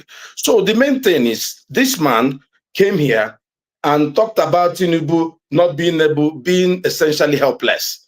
I said, this man, they are saying, is the most intelligent politician. Be scared of this man. The man suspended a governor just for quarreling with his godfather. Where there are Boko Haram has taken over states. Even if he suspended the governor of Imo State, where, you know, they took over a local government, we'll say, okay, maybe something. The man, there was no problem in River State. He suspended. He's not saying, oh, this man has no power. He can't do anything. He wants to win election. The man came here to campaign. He came to put in a good word. He said, let me now. He's selling himself. Call him out. It's a shameless thing. And the problem in this country, sometimes Ovie says this, though I don't agree with the way he says it. Our intellectuals are part of the problem. People who live, all this tribalism that we are doing, it's even the people living in the West that are most responsible for it. They have sectionalized themselves. They stay in a country whereby they have 24-hour electricity, but they are there, you know, selling props to people who are at home, the young children that they should be models for. Well, going back to your question, you know, about, you know, what Tnubu can do. Look, I'm an eternal optimist, you know. I try to stay objective in things. I've said many times, I don't personally, you know, I know some people don't agree with me on this. I am not a believer in democracy, especially in Africa where we are. I always believe that, you know, if Nigeria gets a benevolent dictator, however we get it, that we may be able to progress. That's what they have in China. You know, that's what they have in the Middle East, in UAE and all these guys. Folks, leaders who are, you know, patriotic, they love their country, but they are not going to let you have free speech 100%. But look, and people are able to enjoy, you know, the goodness of their economy without saying everything, you know, bad about the government. But now, Tnubu, if Tnubu changes today and becomes a good president for the next 2 days and the next 2 years and delivers whatever you call the dividends of democracy, people like me will go back and vote for him. Because what we want, I don't think is a good man, and I'm not expecting to vote for an angel but what we want is who will make our country better. We love our country. You know, Tnubu decides to, you know, that's where I differ from stay humble. I say, he's the leader now. Let him go back, start doing the good things that we want the country to do. He can remain there forever. I don't care. here's the problem. When Tnubu was coming, one of the things that we thought that he will focus on making Nigeria, making it more of a confederate state, because that's what he always preached. He said he does not believe in Nigeria. It's a very well-known, documented fact. He said, and the man probably does not, but he loves the accolades of government. He loves the props. He loves everything that's now he's using. Nigeria is more. Tnubu is about the most powerful president we've ever had. One of the things I wished, even after he rigged the election, was that at least Tnubu will be able to break up the strength of the unitary government we have and allow the regions to start developing. The only thing he has done is to give Lagos more stuff. And there is no hope. The only hope that I had is we knew, come on, that Tnubu was never going to be a good president. You can't rig an election and go and do good things. History is littered with that. You can't steal something and use it for good. But you would have hoped that at least legacy that he will leave is break up this unified system we have and give us a more balanced federal government. Let people be autonomous. But look, He wants to win an election, and this is where we're going to land. Thank you. Thank you so much. And I want you to know that Tnubu have not given up the idea of breaking up the country. Mark it, take it from me. That is one of his cards. When it becomes impossible to come back to power, that card will be thrown in at the last minute. And just like we said on this panel, which some people sometimes don't give too much attention. We said here that Mickey was going to come to the center and do whatever he's doing. So I am, for one, who comes to this platform almost every week. I'm not surprised with whatever is going on, and I appreciate your contribution. And I want you to know that we don't bring people here to help them whitewash the government, but we also want to give them the benefit of say we respect their positions, and because it's also difficult to get some guests that are notable to this platform. So we want to also accord them that, because some guests have left and told their friends who are supposed to have come the next week that don't go there, these people just insult you for nothing. So, and you see, if I wear them also, I will take the position, because to get a PhD is not easy. If you doubt me, ask him. It's not an easy thing. So if somebody has gone to that point to be having a PhD and comes here and have done a lot of work around the world and we just talk to the person anyhow, it doesn't tell well. So that's why sometimes when you guys are up, I push back there. I said this man was never it's not insulted. you now. Not you now. No, I'm saying nobody insulted. Everybody was polite to this man. And many of us have more educational qualities than him. So don't even go there. But we are all floor members and we comment. But what he is, and he should just stay there. All I'm saying is, if you become our guest, we will accord you the same thing. So it's not whether he's the one who has all the degrees or not. Whoever the person is, will accord you the same respect, because it is out of respect for the platform that you came. And if these people go to CNN, nobody's going to call them to begin to ask them those kind of things. They don't give you open lines. It's for a reason that those who don't give you open lines, just like we give here.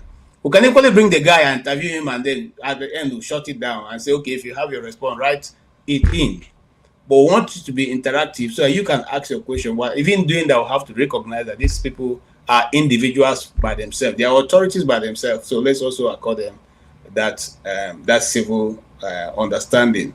Because whatever we say on this platform, is not going to change it. But here is my brother, John Abba. Here, he must have come back because he had something to say. And you heard what Odi, my brother, said. Sorry, KJ. Yes, sir. I remember something. I want to ask Odi before I forgot. Please, if you can allow me. Yes, go ahead, sir. My brother Odi, are you from Anambra State? Sorry. Anambra, no, I'm not. No, okay. He's not from the. No, I'm not actually. But I'm closer to Chim than he knows. Okay. I'm closer to Chim than he knows. Let me not say anything more then. Don't say anything. I have you're on that other platform. We'll talk. You know, me and you will have a lot of things in common. You know. Okay. Maybe only low home. Maybe low home. We have Rakoli. Don't tell me anything. No. You know very soon. Yeah, but all right. Let's go to my brother. At least me and Jonaba will come from the same place.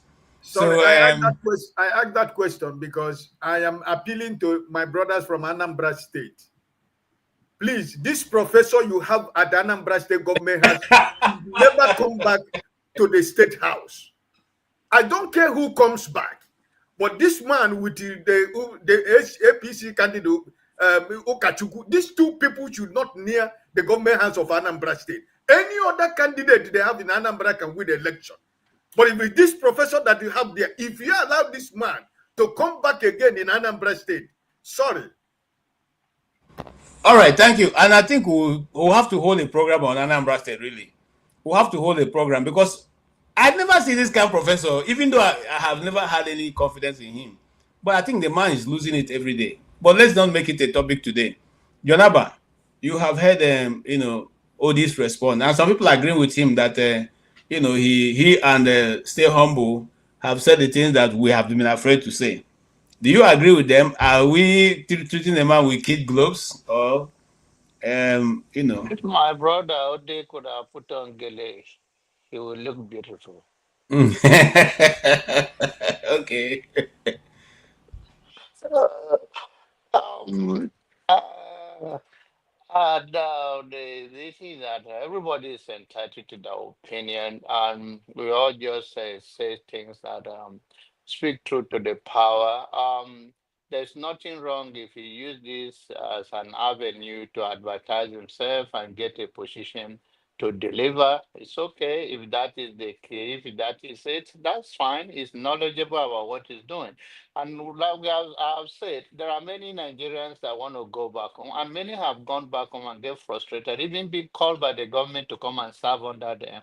But things couldn't go the way they thought, and they went back to their various places. So don't have a problem with him if he's not talking, if he doesn't have a knowledge of what he's talking about, then we can question that. His political affiliation or whoever he want to be or support, that's left for him. I don't believe that the politics we have in Nigeria, and that's one thing I can share in common with OD, that I don't believe in all of these people. I believe we need more radical hand to change Nigeria, that all these party, whether APC, PDP, ADC, and all of those things, is people coming to make them for themselves. It's not taking the country anywhere. We need someone with ideology and say this is the way we are going. It's going to be tough. We have war against indiscipline by Buhari and Idi Agbo. I believe if they continue in that part, and that is the part of Buhari you should know, Buhari is a man that walked behind the scene. If that time that Buhari was a president with Diagbo was doing most of the thing, and the whole thing was. This is what some people were expecting, that this guy, the vice president, was going to check and balance. Like some Christian voted because they think he's a Christian and Muslim. People have their reason to vote like that. But I personally don't care whether you are a Muslim or Muslim ticket or Christian ticket, or you are a traditionalist. All I want is that let Nigerian work for everybody. Have the rule of law, enforce it, come. And I disagree with him on area of the president have no power to do anything. Country when Obasanjo came to power, there was no constitution. When Obasanjo come the first time. There was no constitution in 1999. Before then, there was a, so it does. And Nigerian president can be one of the most powerful president on earth. Whatever they want to get done, they can get it done. So I don't believe that you are trying to so the government now they can follow the rule of law on this side and they cannot do it on the other side. That the governor can always do something and the president script, not Nigeria. Not Nigeria. Nigeria, anything you say in Nassau Rock goes, whether you like it or not. So it's not Nigeria he's talking about. Nigeria that we all know. Is the way he's looking for second term, the way the governors also are looking for second term. If that is the case, that is not the case. Is the and I understand is trying to work on the fine line. It's okay. It is what it is. You ask, what can we do? 30 something thousand been thrown into poverty, and by now it's supposed to be 60 something. What we can do is what we are doing. The knowledge is very powerful. When you talk about subsidy, many Nigerians, millions of Nigerians doesn't even know what is subsidy. You have to be a little educated to say, oh, subsidy is when government subsidize whatever you are getting. And that's why the people who foresee a lot say that ordinary Nigerians in remote areas, in villages and all of that, what they can benefit from, even if not them directly, will be their children going back to school, is the fuel subsidy that in one way or the other, the ordinary person will benefit from it. And that's why that one was a very popular thing. So we need to educate Nigerians. This is your basic human right. In my suggestion in Nigeria to start cleaning up, all Nigerians need to have guns. So we all respect each other on the street. All Nigerians, we need the gun. Government is not protecting us, so we all need gun. No Nigeria, black people don't want to die, even though they're the one that believe in heaven more than any other people. The ones, if you have gun, I have gun. You respect my boundary, I respect your boundary.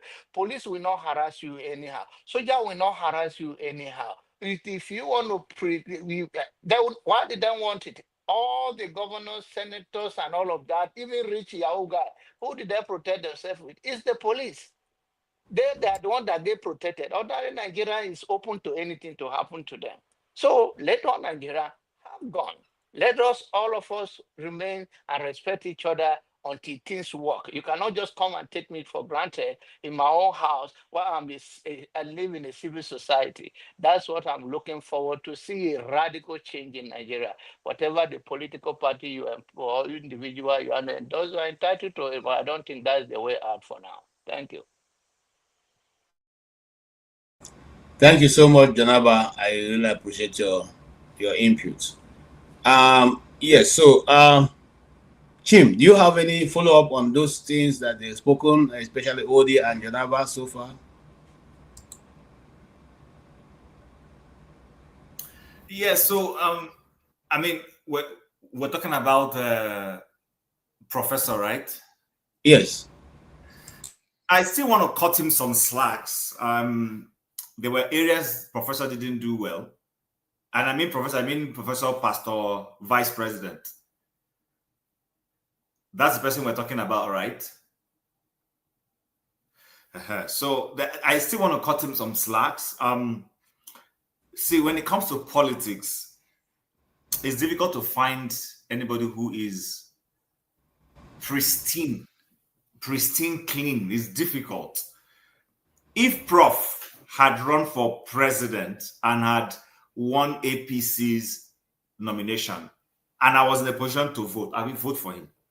I had my issues with him. I agree when certain things he should have resigned and all those things. But again, sometimes while I am a critic right now, I also caution myself because I do know that when you're in office, a lot of dynamics we don't see sometimes. It's good that we hold them accountable. I'm not saying we shouldn't hold them accountable or speak up. We should. But there are dynamics in government that sometimes, especially the Nigerian governance structure, there's just something about it. The people I blame are people in those political parties who were, what do you call, kingmakers, who, I still, when I wake up every morning and I see Tnubu, I still shudder. I still shudder and I'm still saying, so this guy is Nigeria's president. I'm not kidding you guys. This is 2 years into his tenure. Every time I see him and they say, welcome president, I say, really, this guy became Nigeria's president. Because I think when you have people like Prof, listen, let me be honest with you guys. I know leadership is not about finesse per se and well-spokenness and being cerebral, and I know, and then there's more to governance than that. But I'm beating my chest to tell you, on a good day, if you place Peter Obi and Prof, I will probably vote for a Prof. I'm being honest. But with what I know about Peter Obi now, he is a good candidate for president because of his capacity to perform. He knows what the issues are. He is not coming there on the pedestal of any godfather or anybody. He will be coming there based on his own resources and on a track record. That's what we need. A lot of people who come to governance in Nigeria come with a baggage. What is the baggage? Obasanjo came with a baggage as in 1979 as a military leader. Why? He was not supposed to be the president, but his principal died and they pushed him in there. So there was a northern cabal that, quote and unquote, back then he was afraid of.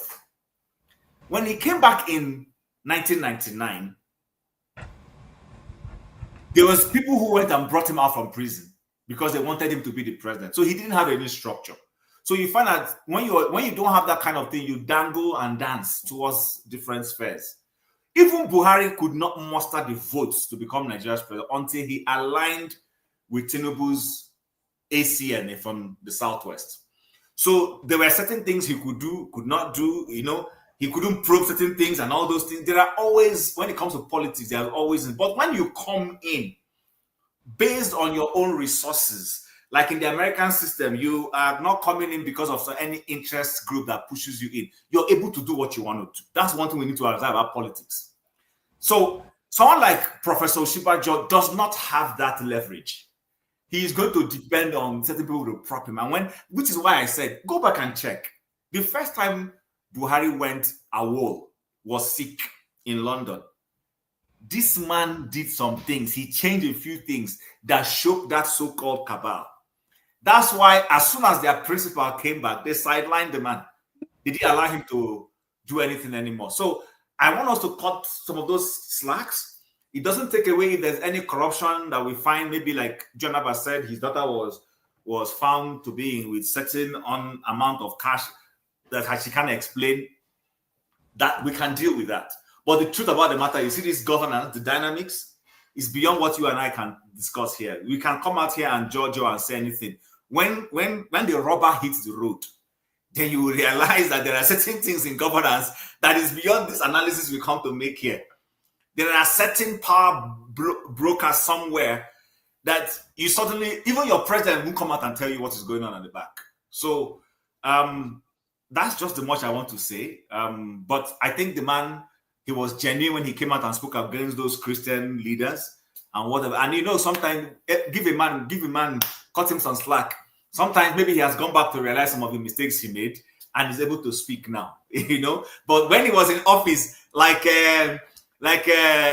Dr. Ruben Abati will say, when you have yam in your mouth, you can't talk.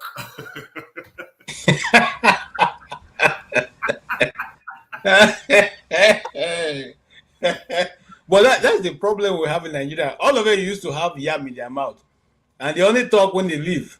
So how then are we going to go forward in a society that the leaders are always having hot yam in their mouth?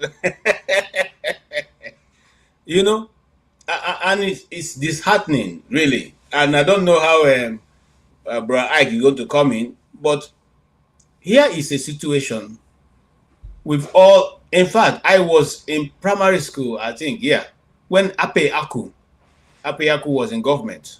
The reason why Ape Aku of Benue State then came into governance was because of his, no stand for corruption, and he wrote a very powerful petition against, the governor then. Sorry, okay? just to make you laugh. Somebody says that you and me should go and run for senator in Abia State.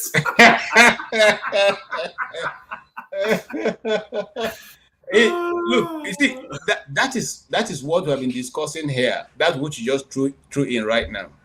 If Jonaba wants to run right now, they will finish his money, and they'll still not give him the position.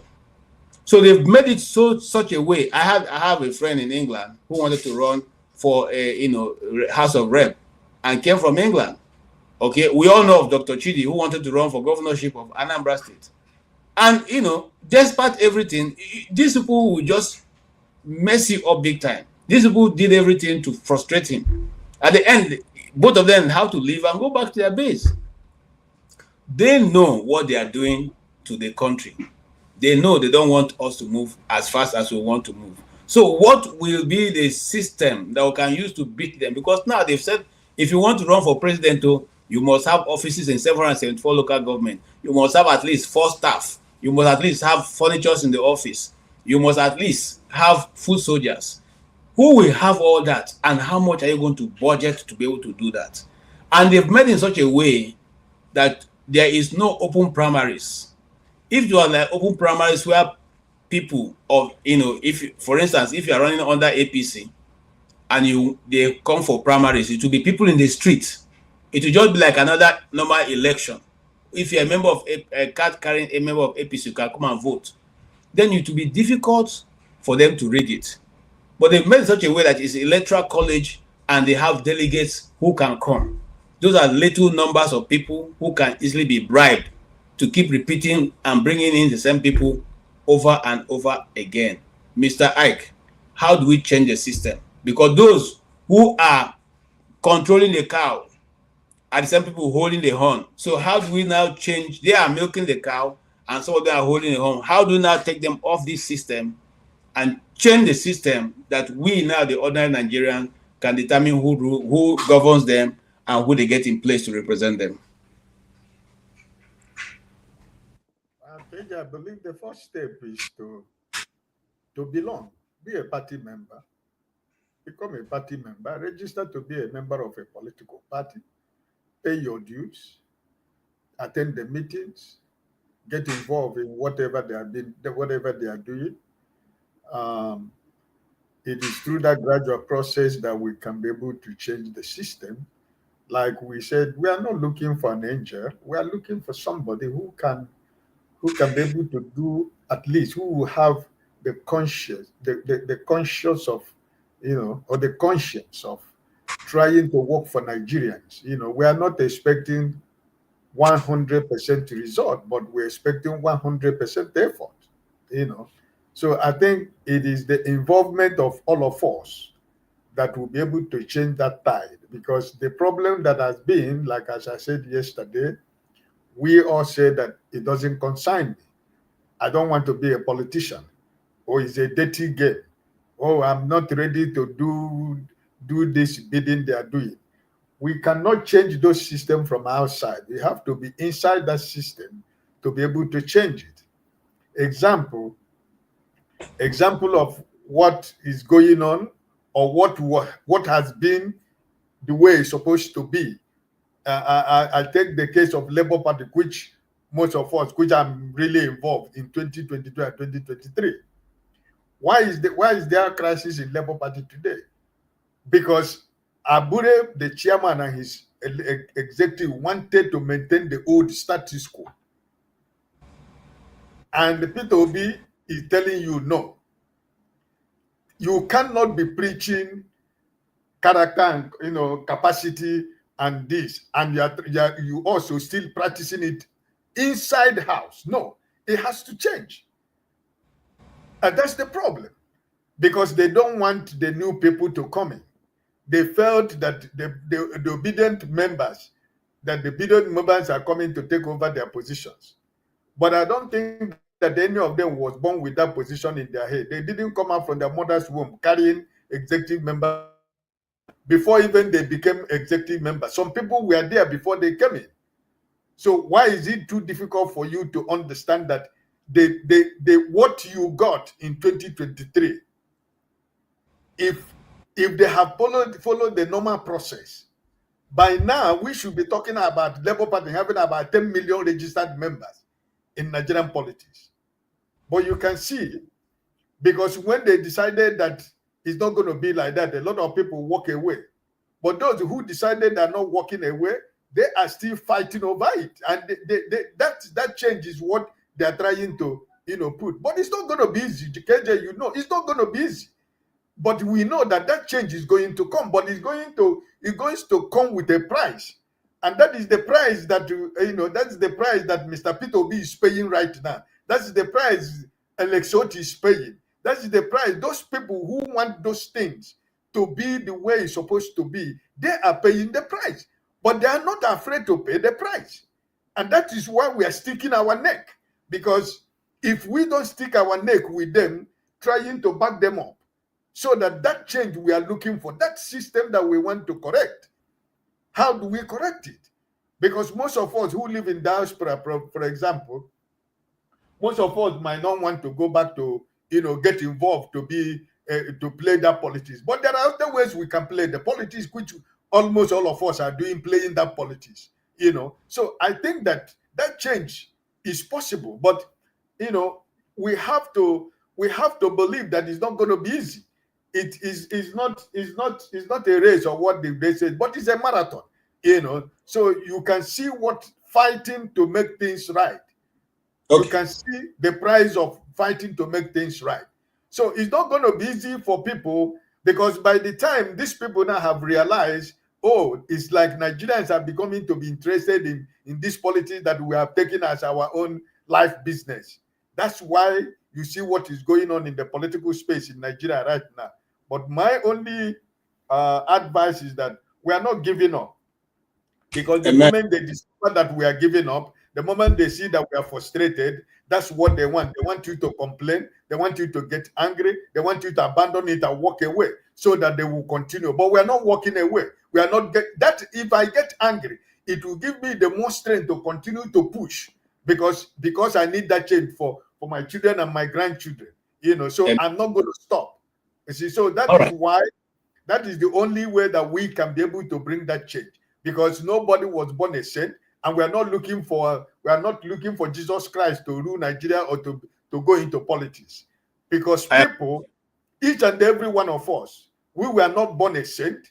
None of us can say that we have not done something wrong before, or we don't know what doing wrong is. But because we have realized and understand that even though we decide to do the right thing, that we can still be successful in life. We can still change life. We can still touch many lives. And that is why most of us have decided that it is better to live a good life, right?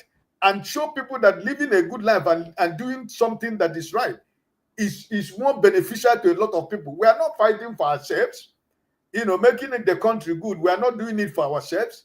For example, how many of us is living in Nigeria? If there is running water in my village or in my town, or there is good road, or there is 24-hour electricity, am I there? I'm not enjoying it, but they are the people that are enjoying it. And they will stop disturbing me and you. They will stop calling my phone, and they stop calling your phone. But because the system is not working, we are not there, but we are there. You see the point? That we will continue to fight for that change, my brother. Thank you so much. Thank you so much. And I'm coming to my brother John Naba. And John Naba, I have a serious question for you. Now, this is the second time that our executive president, the man called Bola Tinubu, will not be coming to attend the UN conference. Last year he didn't come. This year he didn't come. The UN conference is a conference of heads of state where you can easily meet people and have a sideline, as they call it. Sideline is that you hold meetings on the side. Now, again, why most countries' president come, not because of the conference itself, but that's why you can easily hold meeting with other presidents. You don't need to go to their countries. Now, he has missed the second time. And if you see, one of the things that happen when you send your vice president, that other countries do not want to meet with your vice president because they don't think anything is going to, because whatever you discuss the vice president is subject to what the president is going to agree. Now, people are saying that he's not coming because he knows that if he comes to New York, he will not go back as he came. I don't know if you are listening to me, Jonaba. Yeah. Okay, so people are saying that he's scared of coming because they will be arrested for all his crime in the US. Do you agree with them? That's why he's not. No, I do not agree with that one. There is nothing to that. I think it has to do with his own way of doing things and the waste of our resources. Because normally he was supposed to come, by the way. So there was all arrangement for his coming, even other ministers to come. Uh, for whatever the reason may be, I don't think it's related to he's been afraid to be arrested. As a president of a country, uh, the way it is, it's not easy to be arrested in this part of the world. Even if we talk about the past, when he was here, after that, I don't think that is the reason why he did not come. Meanwhile, there may be other issues that allow him not to come. But it's about the waste, and the purpose of coming, like you said, is to ability to is give you the opportunity to meet with other presidents, make a deal, build more strong alliance. Because it's not about that speech in the podium of the UN, but you meet other people instead of and you meet them in number instead of you say I'm going to Saudi Arabia. You meet them there. Your team, yeah, they arrange all those things for you, meeting upon meeting from here and there, and all those negotiations. It gives you that opportunity to make a deal and cut the expenses of you flying, going with a convoy, people to go to other country. This give you to meet maybe 10 to 15 people, country ministers, president, all of that, so that it give you that opportunity to do that. So for whatever the reason why I don't believe is because he's gonna get arrested. I just believe it's a missed opportunity for whatever the reason may be, and it's also a waste of resources because I believe those people they already book hotels, they already have all those things, but just our system, our government is full of waste, and the worst part of it, the ordinary Nigerian that they are talking about. That are giving how many millions or billions of naira going to homes that I don't think whether it's a ghost house, or maybe it's the people that are building the Korea Atlantic, that they are giving that money to develop their place. But I don't think such money is floating in Nigeria among any family. So I think if we will be pushing and keep on talking through to the power, they should avoid the waste. The weight of our governance is too much. Even this UN, in as much as people may look at it, they also the positive aspect of it on Nigeria. Other country will come with three, four people. Nigeria will come with plane full of people, and all of them will have hotel room. It's another waste when they come like that. If you go and see their team, in most cases, Nigerian team will be more than any other thing. And these are the things you see in Abuja when president is traveling abroad. You will see governors and ministers come to say bye bye to him, like when we are going to primary, when we are leaving home to school in the secondary school in those days, and people are going, you say bye.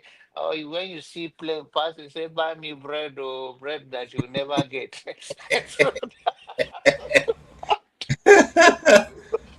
line up, people line up to. I don't know who teaches that is a way, and that kind of ego of we bring to leadership is a complete waste. And until we realize as a person and we reduce this, even if somebody want to honor you to certain level, tell them don't put me in that place like I'm God. Please reduce it. I'm a human being like you. Instead of you see governors and ministers will come and when president is going, they line up to say bye bye.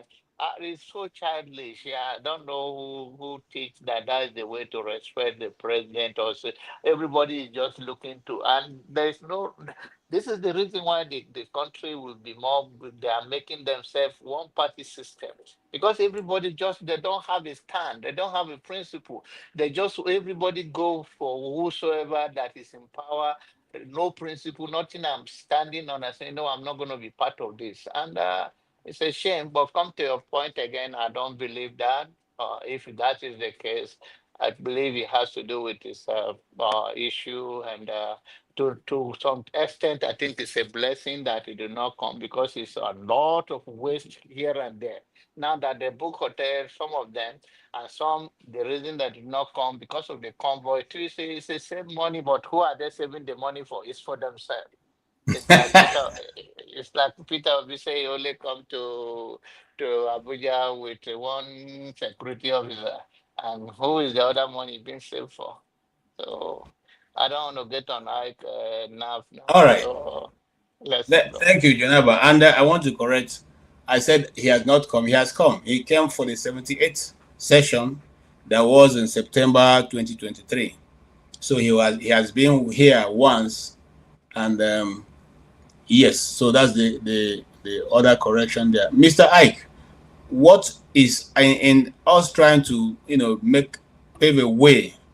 Is there any advice you want to canvass for what we heard today, or for the government in the way to help alleviate the suffering of Nigerians? Because as we know, they are saying that by next year, despite the fact that there's no subsidy on oil, they are still going to be charging you tax when you buy gasoline.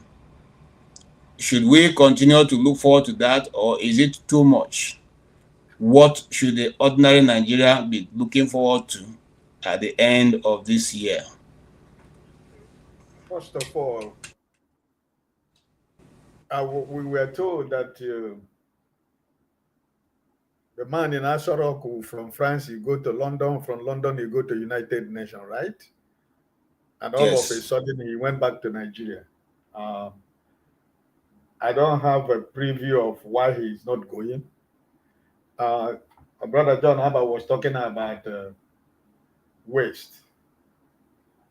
Your vice president is going, right? And with the other people, they still the same waste. So which waste they are going to waste at the United Nations will be greater than the waste they have been wasting for 2 years. So when they are going, you have more than 30 exotic cars on the road at a time.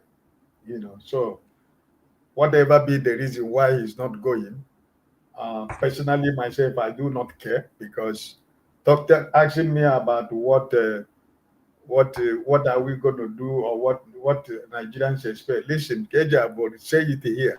I am only concerned in Nigeria about the people that God give me the grace to help in Nigeria. I don't care about what the government in Nigeria does, because they don't have a government. I'm only concerned about the few people that I can be able to touch their life. That's what keeps me, that's what keeps me late at night.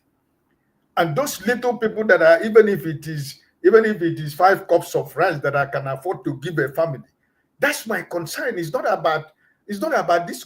Do you? I am one of those people. I never check. I don't recognize we have a government in Nigeria. So for me to ask me what is you tax this, I'm not interested. I'm only interested in trying to help the people that I can reach out, right? Because the responsibility of government is to take care of the people. And when a government tax roads, Nigerians will go and give a governor a chieftaincy title because he tarred the road. What is his responsibility? When a government build a hospital, we go and give him a chieftaincy title because is he building that hospital with his money? Why was he assigned to become governor of a state? His responsibility is to provide those things for the people. Where each and every one of us is living. How many times do you, when they tie your road or they give you something, you go and celebrate the man, your representative, you go and celebrate it on national television. And we are better to do ceremony for him because he did what he was paid for to do for the people. So but in Nigeria, the criminals that are in leadership, if they provide the pipe-borne water, if they provide water, people will be celebrating. I was looking at one representative from House of Assembly, House of Representative. I don't know whether it's from somewhere in the southeast. I saw him. He was giving a man that is almost about 70 years wheelbarrow and shovel. And I am asking a man that is about 70 years, what is he going to do with wheelbarrow and shovel? Because this is the craziest part of what is going on. And tomorrow people will be clapping to you. No, we're going to vote for him. He's a good man. You know, you're giving an old man as about 75 years with the wheelbarrow and the shovel and knife. Oh, which means you do not have any program for that old man.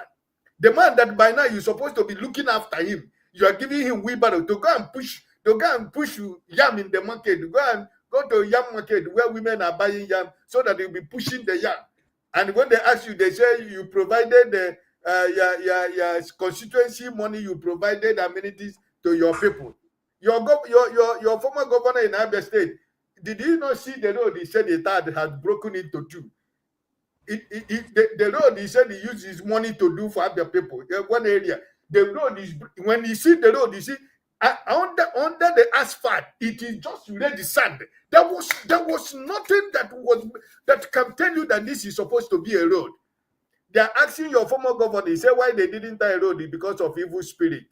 Your former, he said because of evil spirit they didn't tie the road. But the present governor has started that road that evil spirit could not allow them. Listen, KJ, Nigeria is a joke. You understand what I'm telling you? That country is just a joke. And people will be clapping to these people when they are saying all these things. Understand what I'm telling you? So, if that representative who go and give a man of about 75 years, wheelbarrow and shovel and knife, what are you leading that man? You are not leading him into his grave. He's supposed to be in pension by now. He's supposed to be receiving government pension. But now you are giving him wheelbarrow and shovel and knife. And when you go, when they ask you, you say you spend 100 million in providing for your constituency. My brother, Nigeria is a joke. Thank you so much. You made us laugh today. Mr. Jonaba, you want to go or should I ask Paul? Because Paul has come. Paul is very fresh and I've not seen my brother for a while. So let him have some talk. Okay, Paul, why you also address this issue, you will lead us into probably the topic we're going to use to close today, which is the fact that Nigeria government have been able to discover how to negotiate with terrorists and get them to convert to be responsible citizens. I don't know if you've been following the story, and there have been two successful ones. Unfortunately, one of the successful ones, related last 2 days, and there was casualty. So I don't know if you also want to speak to that, but you can give us what is in your mind before coming forward to go into that other topic. Well, I think the first thing that comes to my mind, first of all, good evening to everyone. The first thing that comes to my mind while I laugh, it's just not fair the way Mr. Hike is just attacking your former governor like that. Mr. Hike, why will you attack Ipiazu? Somebody who give you people KFC and Chicken Republic. Eh? That former governor is worse than Bakinzuo of those days of Kano State. It's worse than Bakinzuo. The one who said government money in government house, you say problem there? They asked him, say, what are the two remarkable things that you can think in your government? He said, I give you people Chicken Republic and KFC. Yes. KJ, at least if you reach Nigeria now, you don't go miss KFC. KFC, they your town. Yeah. Now your governor give you. That's what he brought. My brother Paul, a governor of a government of a state is telling you why he didn't do a road is because of evil spirit. I mean, can you imagine the story that Nigerians will sit down and listen, and people will be clapping for him? These are the people that are supposed to be put in a zoo with the monkeys and chimpanzees. No, you understand what I'm telling you? But Ike, I'm from Abia. The people of Abia never clapped for him. In fact, we were dissatisfied with him throughout the time he was there. I remember that this guy is from Aba, and he wasn't even able to do a facelift of Aba. Okay? So what we are simply saying is this. We were not in support, and we know that he didn't win the election, but the powers that be put in there, it was Alex Otti. That's the second time this is the second time Alex Otti is winning election. Because I was close to what was going on in Abia State at that time. Everybody wanted Alex Otti, but at the end of the election, this man came back. you know, to come and give us KFC and Fanta and Coca-Cola. You know, that's what he did.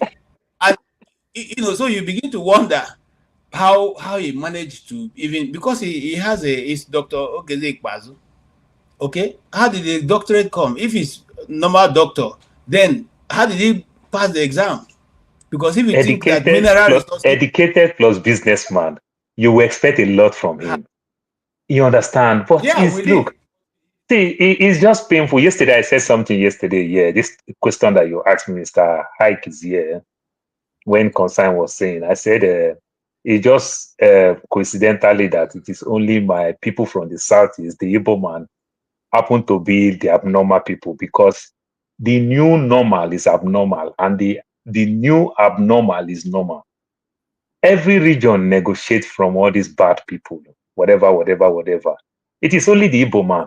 You understand? When you look the Niger Delta, when they kidnap people, Jensi Boria and the likes, Edwin Clark, they'll go pick them with the militants, the governors, and every other thing. So, but when Peter Obi stand up and said, I never see Nnamdi Kanu before, I never spoke with him, I don't have his number. And that is, to some extent, it is synonymous to very many of my Igbo people and every other thing. They don't deal with people like that.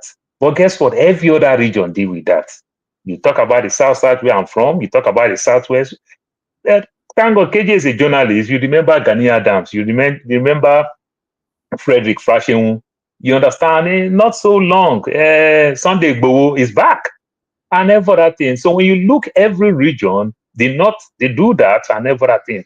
As stupid as it could be, it now looks like only the Igbo people who don't really do that, you understand, happen to be the people that they even punish them.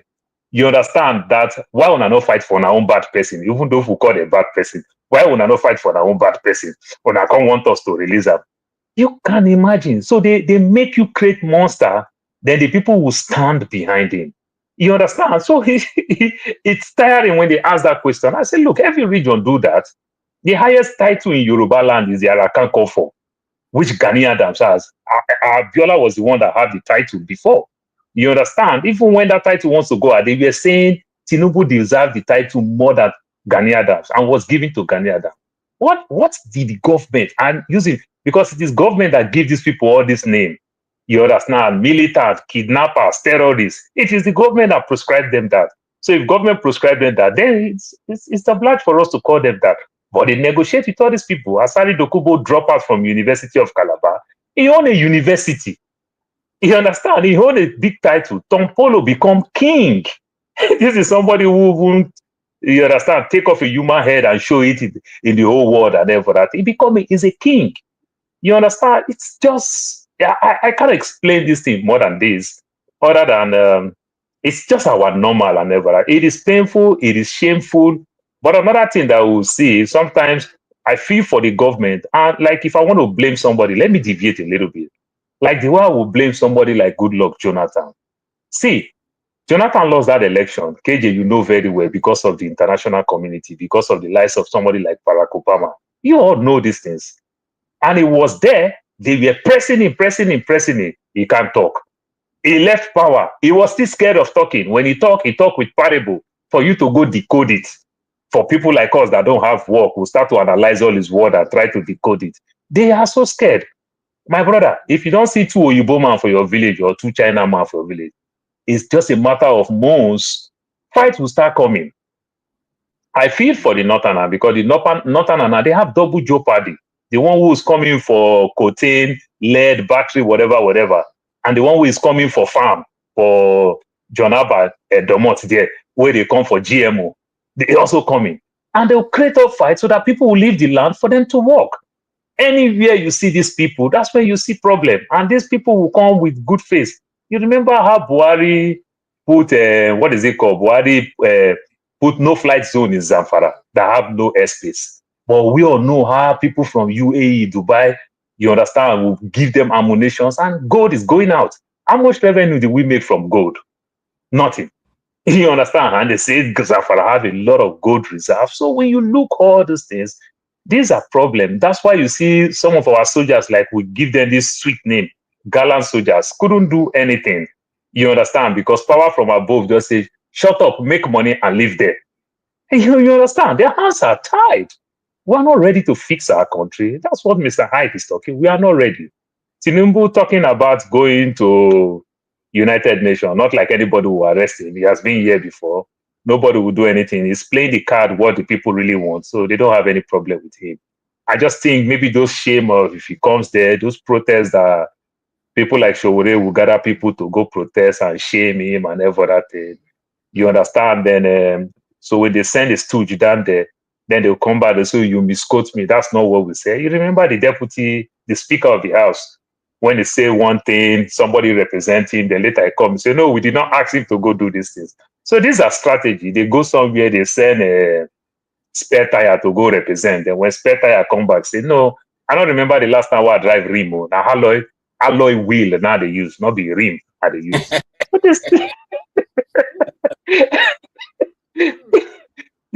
my brother, these are just the thing. You understand? We are not yet ready. See, they are just living like landlord who did not raise any children because he want to build house. I see them a lot in Lagos. That small boy who struggle, would never send kids to school, would not do anything. And builders will start cursing some of us. You will don't go school. How far our market?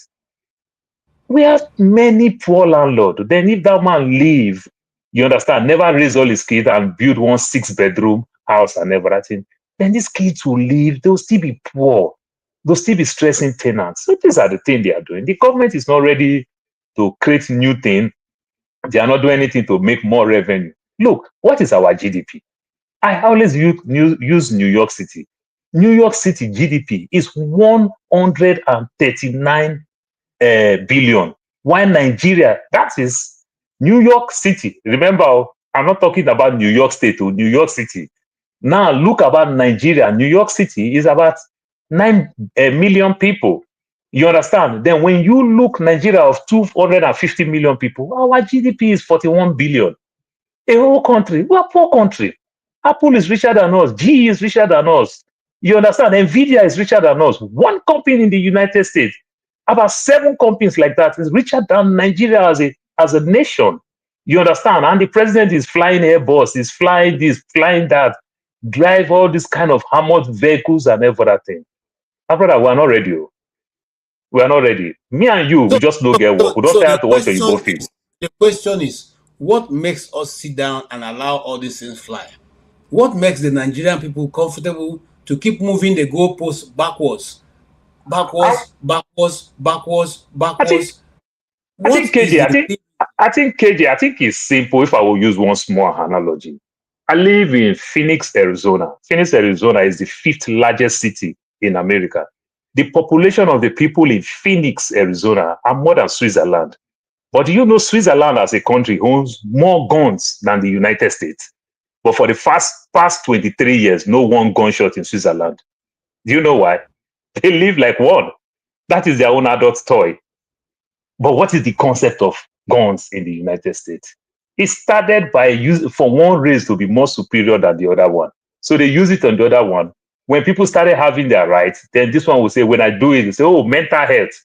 Now everybody now don't use mental health. It don't become all commerce affair. You understand? So the other people use it for different purposes, even do like anniversary over their gun. But we use it on the different side. You understand? Like I said, the 5th largest city is more than the population of Switzerland. But no gunshot. For 23 years, they have more guns. No gunshot. So we are not ready. Just like this gun thing, they are not ready. They are not ready to solve immigration problem. We are still not ready.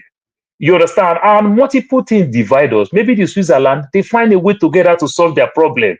Remember the way they channeled themselves, 3 or 4 presidents together, kind of the way they manage themselves together. We are not ready to do all those things. You understand? Tribe divide us, religion divide us. So many things divide us. You understand? And we are not ready to accept to say, let me leave this one the way he is. Let's leave this one the way he is. My wife's younger sister liked this Benin attire so much. When she want to wed, she insists that she's going to wear that Benin attire. After everything, they wear the Urobo own. You understand? And she's getting married to an Urobo man. But she liked that Benin attire. She wore that thing and also wear a Urobo own. But guess what? After wedding, it become big fight. They say you are a sellout. You disgrace the Urobo people, even when she wear the Urobo. But remember, all these attires are Nigerian attire. You understand? These days, see the way you dress, KJ, like a Yoruba man. You like yourself in it. You dress like TV people. You like yourself in it. You dress like an Igbo man. You like yourself. And KJ, you find it so appealing when you see that Lebanese man dressed like Igbo man. You'll be so happy. You stand tall. When we see all these white people dressed like our Nigerian dressing in our party, be dancing this their lagbaja scatter body, we are so happy. But when it comes to ourselves, we start cursing ourselves. You be sellouts. Oh, Why you go dress like that? But stranger would dress like that. We are so happy. That is the problem. That is just the problem. I agree with you. That reminds me. I first wore the bata, the ashoke, that one they make in bata form to my community, and nobody has seen it at that time. But instead of condemning me, they were all excited. They were asking, what kind of cloth is this? It looks like a woman's cloth. So people are coming to touch it to say, what kind of cloth is this? I was rather celebrated than, somebody saying, this is not Isiago, this is not this, that. So that was the Nigeria we grew up in. But now, just like you said, everything has been bastardized. Everything is now reduced to very myopic levels of reasoning. And that's why you can call a government official and they sit in discussion with a bandit, or rather, I don't want to use a bandit, a terrorist who has all kinds of gadgets displayed in front of him and who also is wearing a soldier uniform, which they have been beating the ordinary Nigerian about. That's even the one that makes me so angry. You see the ordinary Nigerian in the street, you people beat him black and blue because he's wearing camouflage or wearing a cap. And then this man is sitting with you people, and they are all carrying all kinds of weapons. Nobody could say anything. In fact, what pains me the most, and I'm going to hold a special program on this, that he was even telling them, the officials of government, and the government people there, and the soldiers, and the police, that if there be any one threat to any of their persons, they will come back and finish them. And nobody said anything. So, my question, here where Tompolo, when Navy was doing Shansa for Tompolo?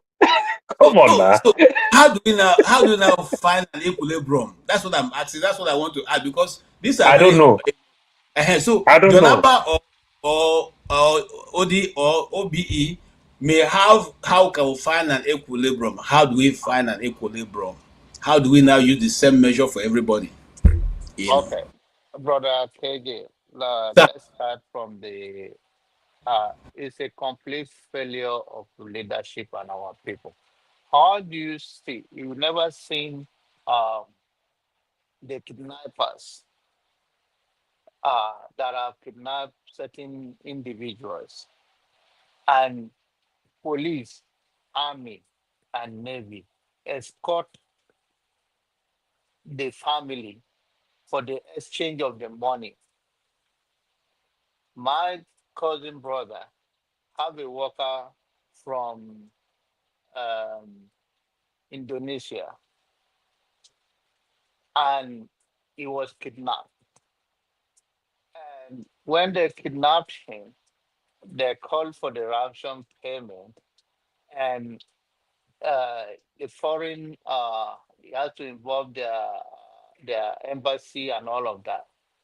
And people went to the forest, and the kidnappers say they took the money from them. Army was there, police was there, other military personnel were there, and they told them to go the other side, that they should not go this side. They took the money from them. So it's the same concept of our government. They are responsible for all of these things going. It's all that is done differently in some part that some people will not tolerate it. But and this was done. I don't want to mention the area because I just don't want to get into political part of the land or any area is committed. The issue is that our government are not ready. And there was also, you have heard millions, thousands of times that kidnapper gets settled by the family that involved, and everybody know. Sometimes they come to the junction, they tell you drop the money here. Sometimes depends on who is involved. So is the failure of leadership in our society, and the reason why the army and all of that cannot do it. We are talking about the military uh, hand are tied when it comes to the insurgency and all those evil activity carried on in our country. It's not. It's not. Their hand is not tied. They're also part of the problem because you are not a disciplined, a trained army, a trained military man. You do not take a lot to be submissive to or to the president. But this is the country where you see that for the sake of the appointment, fear. Some of them do not even have a definition of why they are there. I don't want to talk on the issue of my personal encounter with all those people in Nigerian government, in the top government, and if you have one-on-one discussion with them, their brain is upside down. They're all there for their money. Their brain, and that is when you see Nigerian is very sick. Some of the things that they discuss, if we have opportunity visiting or see them, or we meet or come around me or my place, my children and my wife will ask me, these people are in government? And I'm talking about people who are, even children, they'll ask, these people are in government, they think like this. If you see the way they praise America for everything, and what they can see, it's like this thing do not come from heaven. It's human being that did it. You have all the resources. You can do the same thing. Even if you cannot do it more, you can even copyright. You can even just do just what you see with your naked eyes. And then you see how delusional our leader is. I think they just wake up in the morning, take a gogoro, take a shot, and their heads scattered, and they go to the office and come back. We have a real problem. It's a matter of leadership. True leadership and people. We used to have army in Nigeria when they don't even take bribe. Now, nobody army have 2 points taking bribe. If you give in the when military was military, if they catch you and you are bribing them, they beat you now. Is it not today? You see them now, they say, go settle this person. If you know in this country, you see police, they have ordinary citizens have a POS. If you want to, if they touch you and you say you don't have money and they have connived in the junction where they are, they have a POS citizens. So our brain are really upside down. We have a problem. We need a radical person to tell them there will be a loss of life. For Nigerians to come back in order, the fear has to be very tangible and seeable by people so that when you want to do it, Mr. B was killed yesterday. By the same thing you are trying to do. Your wife, your loved one will caution you. Hey, we are taking our children to America. I'm not going to sit down here destroying you. They will warn you. So, and those leaders will not come from these compromised people who also their hands. The first thing when Obasanjo came to power in 1999, the first person he went after was Babangida. What happened? The case died like that. Because Babangida said, start from yourself. Back in our place said that one of your finger touch oil, the rest will not deny it. These people you see today, they are ghosts. They are not human beings. These people cannot take us anywhere. We're just going to be fighting among ourselves. So why this happened, the other side doesn't happen. It's a pure leadership issue. It's not about if they have the will, the political will, and the people on top really want to hold their accountable. Most of all these governors and all of them, are they not also talk and all those say agboro? There are certain things you can't carry out because somebody will come to you and say, if you dare it, me too, I go quarter with you. You are part of us. Now you think you have army, you have everything. So the struggle is not going to, we need a strong, brutal hand and say, no, this country, no more. We'll Okay. start from afresh. Thank you, John. Thank you so much. Yes, let me dive down to OD. Paul, hold on, sir. OD, you have heard now. Make you fire. Yeah, sorry, I had to take a quick break. I actually do agree with John Abba in like everything he said. Then he knows I don't agree with him many times, but I do agree with him, explicitly, because when somebody says truth to power, I'm on your side. I think we've overflowed this issue. But someone mentioned Shore, so I had to come back. There's something going on. Shore is attacking. I don't know if you discussed this earlier. His friend in Abuja, the minister of FCT, Ezemo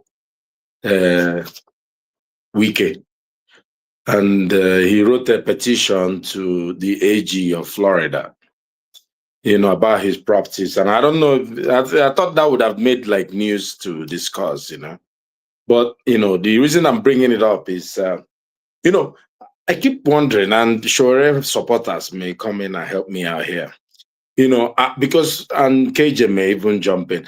There's something about Shore that I need to understand.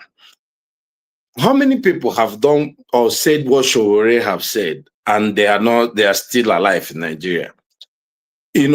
What is his protection? Because he seems confident that whatever he says is going to get away with it. Look, trust me, if I had an option to call everybody thief, while I'm in Lagos, I'll be happy to do that. But it seems like he's able to do it with alacrity. And when he's going to prison or cell or whatever, he will have someone to video him. And he'll pack his bag. I'm going to DSS today. He'll call police officers out and all that. People like me believe that he's just an agent. He's a stooge to confuse people and, divert attention. And even with what he's doing with, I think he's a tool in the hands of government. Don't ask me which government. It could be, Nigerian government or other folks around. Because, how come? See, we know many ministers have properties all over the world. Showere is supposed to be an investigative journalist. He has our reporters. Trust me, they know all these people. Even one of the ministers, also Minister of Aviation, he even posted himself, I think, about his house. I think if you Google his name, most of these things are online, right? You'll be able to find out property, especially, I think one of the things they did with Wike is because he had like eviction notice or something. So in the United States, once you have a court, appearance or whatever, you go for litigation, it becomes public documents, right? So I think, but I'm wondering, that got me thinking, are they done with Wike? That they have asked Sowore to now put him out there? Because Sowore goes out to do what it appears some people asking him to do. And he gets away. Because look, trust me, KJ, if you call Tnubu a criminal in Nigeria, you'll be like Nnamdi Kanu, because you never see the light of day. But the man is walking around and now doing the work for them, trying to get Wike so I'm trying to understand. Maybe somebody that understands better than me can tell me what are they using Sowore for now? Because if he wants to be a good guy and expose all of them, Tinubu's children are living in London, right? There's so many properties. All the ministers, you can call them out. The vice president, everybody, they have properties in Dubai. List them out for us to know. Why are you picking on our good minister now that is helping out in Abuja, to expose him so that, Let me tell you why. It's Wike that went to stay the nest. Showore didn't just get up to go and attack him. Wike, he must have taken one of those, his 1940 rum, and then went to now go and call Showore's name and said that if he was the president in other places, if you say the president is a criminal, you will not leave. And he said that about the United States. Say, have you ever heard people calling Donald Trump a criminal? I say that means you're not even listening to the news in the United States, because it's every second somebody is insulting him and saying all kinds of things. So is that what he's concerned about? And I said the first lesson I learned when I came into the States was that, somebody I was working with told me, oh boy, in your country, people don't insult anybody. Here, as long as the person doesn't hit you, he can insult you any way he likes. He can call you whatever name he wants, as long as you don't hit or doesn't hit you. But when he hits you, then that's when it becomes an offense. But as for insult, he can tell you to go to hell, man, and he tell you nicely, self, and you can't do him anything. So now when he went there, he said that that it is only here that because Tnubu is a nice man, he would have taken him out. That's what angered Shore. Oh, okay. Yes, Sorry. Shore has no business with him, and I think that he must have been drunk to have said that, because why do you? It's just like me now. If you are in a glass house, you go and touch David Hyundai or David Hyundai So or whatever. let me understand. So Yes. are you saying that Sahara reporters and Sowore had all this information, but they won't put them out? They only put them out when you look for their trouble. That's what you're saying. Let me say this. No, I think you make mistake. This guy, Premium and Times already put that out like a month ago. You understand? So Showore only just go further to petition the Attorney General of Florida. Premium Times already put out this document. So, but when Wike attack, so Showore used the next level to say, okay, one thing is for this information to be out. Another thing now is to petition. Because in Florida, right now, they are fighting in Florida. Texas stopped selling houses for foreigners. Texas already stopped completely. So they are complaining that Florida should stop. So Showore is catching this opportunity to petition the Attorney General of Florida. You understand? Things that can do that. If these things leak, people will use it more to work to say, we have to stop to sell properties for foreigners, because it's making the price of property go high very fast, because foreigners come to pay cash. They don't do this their 30 years mortgage. You understand? And many of them try to hide it. That's why it's a little bit hard, because many of them use trust. But I think Wike is not smart with the game very well. Wike just go do it with his wife. He didn't use like trust, where it'd be very, very hard for you to trace it to him directly. That's it. I think the Ode question, I'm sorry, KJ, I know, it's not about even that. The question is that what is the power, or what is the confidence, or what is the secret behind so say things that ordinary person will say, or anybody will say, whether it will not be alive or be in jail. But my question, and I think um, you are coming from the point like, okay, you think that the other side of it should be explored more, whether it become an agent of other power. But if you go back to when he was a president union in Lagos during Abacha, that I have never even stepped out of the country as a young boy in his 19 to 20, he has during Abacha time he was arrested. Many of the protesters were killed in the process. Even him was arrested. In fact, he was poisoned. So I think what I can say to you, don't I know Sore in person. So what I can say to you is that Sore is a very interesting person. Uh, uh, Sometimes people ask, who give you this audacity to challenge this thing and be getting away with?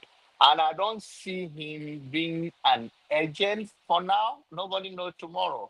But what that I know about him is boldness is beyond talking. And what I find out that if we have more than 10 of Sore, if they are genuinely, there's no force behind them, have this courage of him speaking to power and everything he does, I think Nigeria will be a better place, because that is the audacity of challenging power, and you see work on the street. It's something must be extraordinary behind you.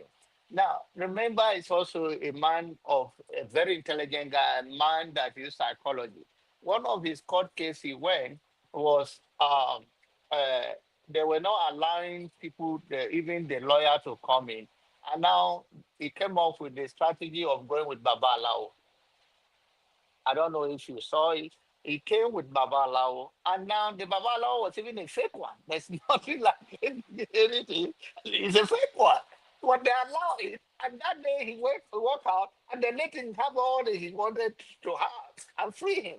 So sometimes it's a very interesting guy if you meet him, and I believe in. I don't think for now that if you look at it, everybody has a reason based on Nigeria to ask the same question you are asked. But then we should encourage people like him, his boldness, speaking to the power, but it's also to have the other side. How is this guy say this kind of a thing and get away with it in this society we have? And if there's nothing behind it, then it's person to be encouraged to be like any other person that speaks to the power. But nevertheless, Tnubu too was not different in this aspect of speaking. And many Yoruba activists, we have seen even many of the Yoruba activists are more brutal. They may not be like so Ray on this, but they were very educated and polished in the way they criticize sharp. Gani Faromi, the other one they killed, they assassinated in his house, the envelope one. What is it called him? Sport Delegiwa, Delegiwa, and the rest, Bola Bamidele Tinubu. Aturu. So all of these Yoruba people, when they come out, they come out. If you look at it in that way, they don't come out and they don't careful. They are one of the activists we have had in Nigeria, and from that side, they come out, they don't look back. So I think it's just part of who they are, just like people just possess so many different things. That's my own take. But I understand where you're coming from. Well, thank you for giving. I'm just asking questions, and I'm very glad that you offered some explanation because knowing I think the most thing that people are scared of, even many journalists are in prison. They have been whisked away, even by state governors, by just rich people, for just saying less than half of what he has said. And I get, look, trust me, I admire the man and his courage, but, for the level of what he's saying, even, I don't like Tnubu, right? He's very, but I don't think I'm going to go and be calling him a thief in Abuja or criminal.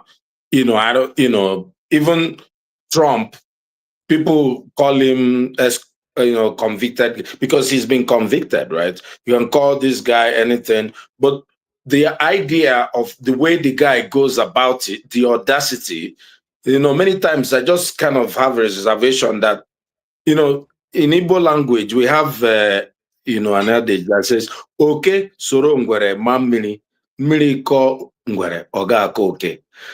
I think KJ can explain that further. But, the whole idea is, many people have followed Showore and we have not seen them return.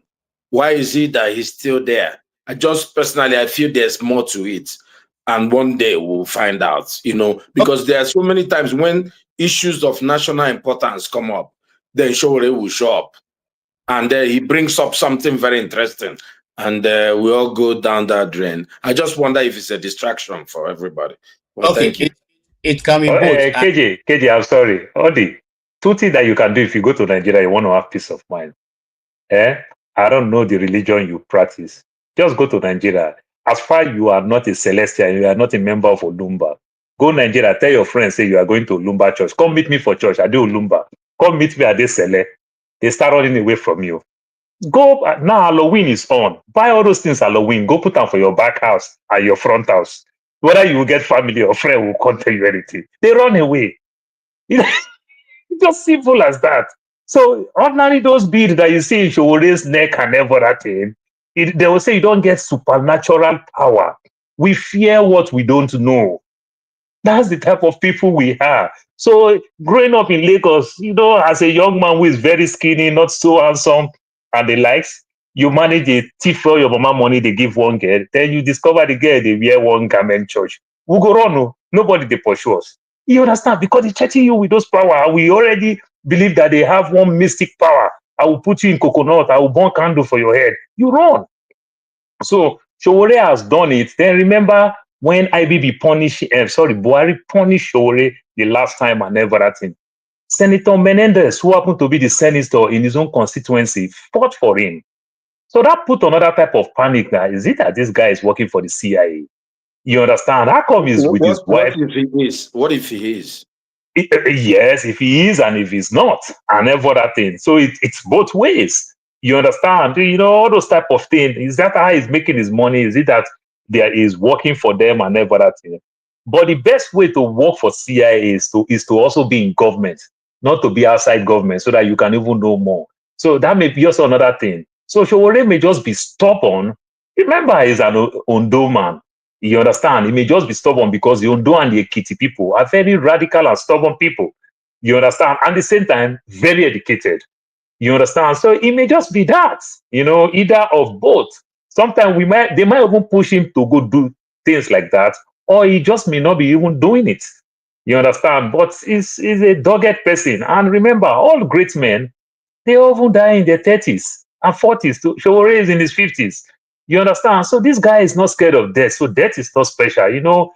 Sometimes we joke this type of jokes. So, boy, I don't want to go heaven. They're too bored. I won't go hellfire. Where I go see MC Hammer, I go see Tupac, Whitney Houston, Michael Jackson. Watch all of them for free. You understand? So sometimes some people are like that. He may just be ready to go the other side. He doesn't really care. He's just doing what is follow his conviction. Sorry, KJ. I think, KJ, you mute yourself. We can't hear you, KJ. I'm sorry. Sometimes people like that have already given themselves up. They don't care, So that's those days when we used to be in school, we used to say it is dangerous to fight a man who have nothing to lose, because it doesn't care. Even I like moving a fight from now to tomorrow. It doesn't care. It has nothing to lose. Now people know. Now they prove to be big boy. Now they wear clean white shirt come school. They get any clean white shirt to wear. So as long as if you can't carry more than rub all over your clothes, now you go shave, go out. So that's where it is. Showore has nothing to lose. Yes, it can be all that we have said it is, but there isn't many more people who are also that in Nigeria, but they're not putting themselves out as he's putting himself. So I think the guy has come to a point of not being afraid of, just like Paul said, of death. He doesn't care, and that is why it is even more dangerous. But I think he's also playing a role. For every character in a play has an important role to play. He's playing his role, and I appreciate. I've said here many times that I respect such people, because if I could play the role he's playing, I would not be here. I would have still back there. What me and the fear say, you understand what I'm saying? I don't want now. I'm not in a hurry to go to heaven. I'm not in a hurry. So, and you see, that is why such people, they don't care. Showore is always, he say one of his bags always packed. He's ready anytime. When they just knock, he'll carry his bag and begin to go. How many people live like that in Nigeria? So he's also playing a very important role for the nation. And I pray that he will continue to play. Whether it's good or bad, though, remember we'll have people like ABN, Aton Zeribe. Remember we'll have the Abacha group of, Kanu guy. That Kanu guy who was... Daniel Kalu. Daniel Kanu. These people all played part of history of Nigeria. And, today, of course, history will not remember them as you remember Showore. Showore have been in this game as a student leader. Some of us played in student leadership, but we never even got to the point where we put our chest, say, police, see me. Oh, yeah, you can do this. We'll not do that kind of one, because we will not say we're small for our family. We don't want just, So, my brother, what I'm simply saying that let's give it to the man. He has been consistent.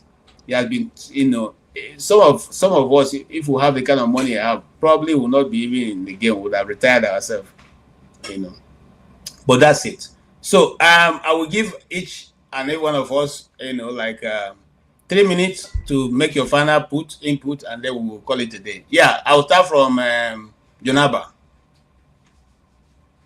It's always nice to be with you. You are a good brother. You have a good temperament. I disagree with you in so many ways, but you are a good You are a good brother, and good to see Ude as well. Ude is a fellow citizen in this struggle. Uh, I think every Nigerian can testify that Nigeria is a good place. All of us would love to be there, eating the good food, fight.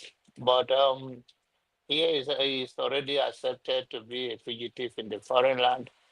It's a good thing to see him admitting that he's now settled down in Texas forever. But I think Nigeria, let's keep hope and hope against hope that one day we'll all say like Martin Luther King, freedom at last, freedom at last. We are free. Thank you. Amen. Amen. I like that. One day we all sing freedom at last.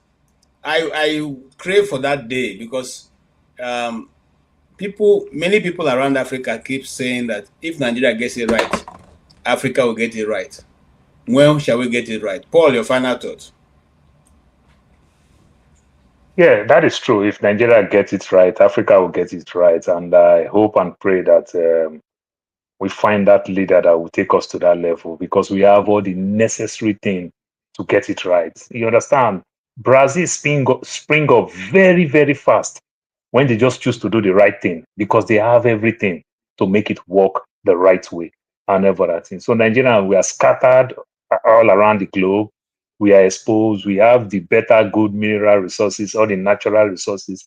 Then on top of it, we also have human resources, but that part is the part that we still yet to use are human resources. So if we get it right, the better for every one of us. I get tired in this place every day.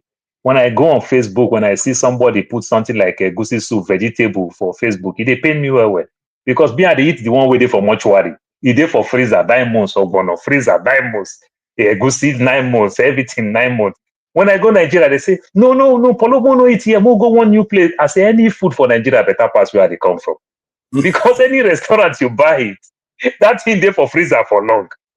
When they eat the fresh one, you understand? So I want to go back home where I can eat the fresh one.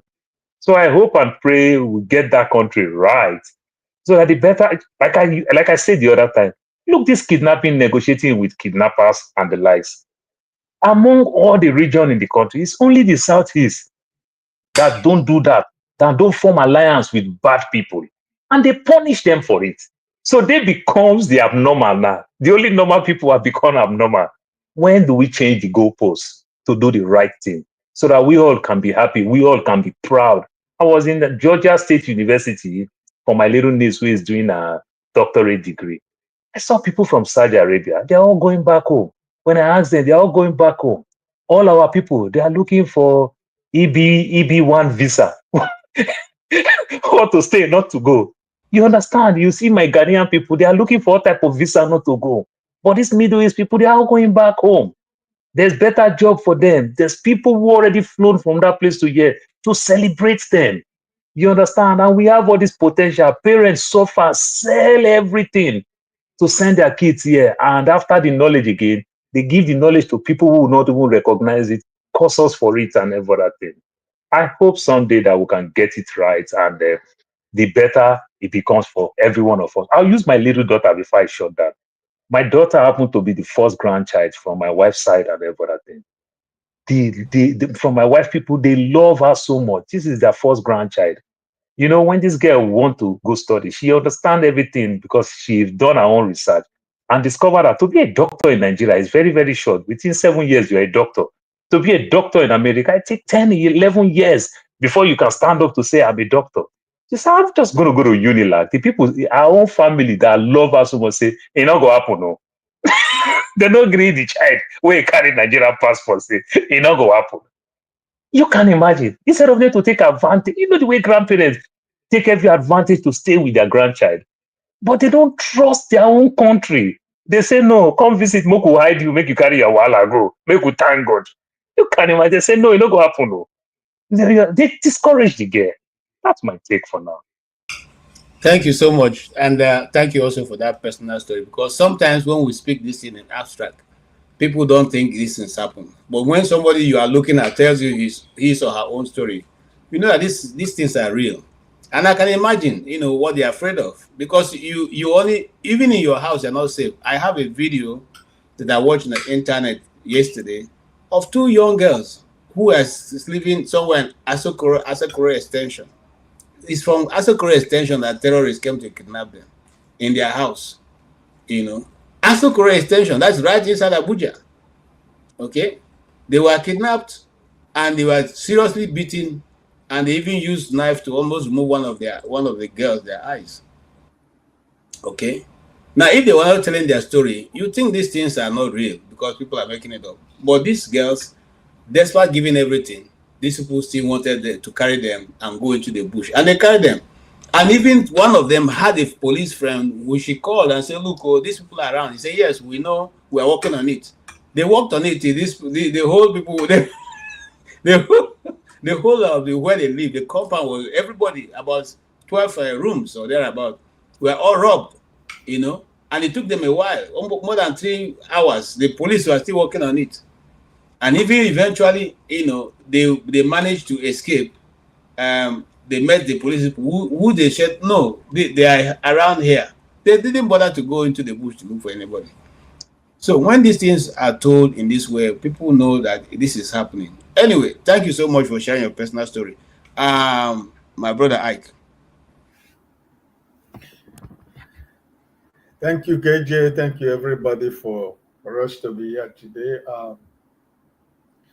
I'm only going to rant. I want to rant to my brothers and sisters in Anambra State. I just want to do a rant.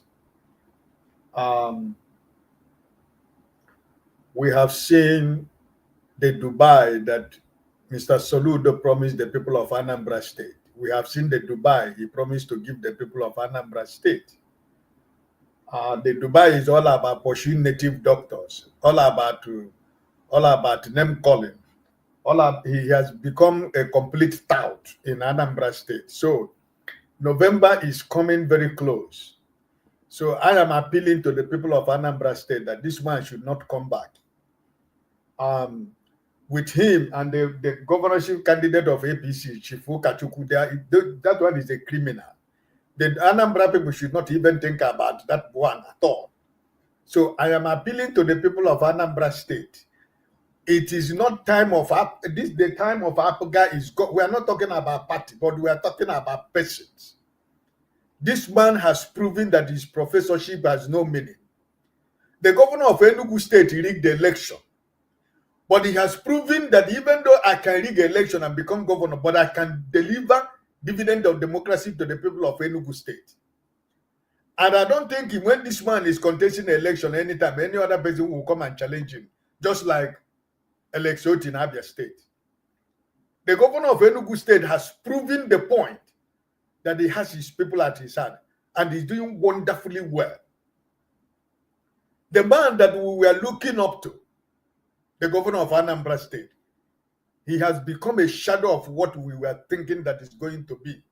So I am appealing the people of Anambra State. It has nothing to do with party. We need a fresh idea. We need fresh mind. We need fresh people that has something good for the people of Anambra State.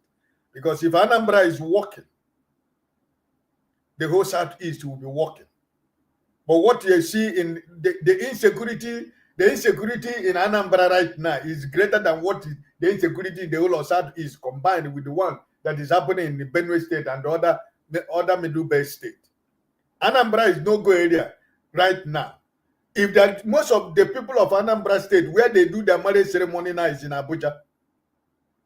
Where they do their celebration is in Abuja. Why? Because of insecurity. So I am appealing to people of Anambra State, forget Isi Okoko, forget Okoko and the red hair. We need a new person in the government house of Anambra State, because the Dubai that he has promised, he has not delivered.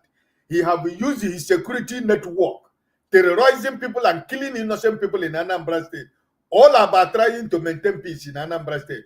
But he has created crisis in Anambra State. So my rant tonight is that I'm appealing to the people of Anambra State. Please, November is here. This man should not return back at the government house because he has become a total disappointment to everybody. I'm not from Anambra, but it's so painful to my heart what is going on in Anambra State. Am I going to talk about my state, Imo State? No.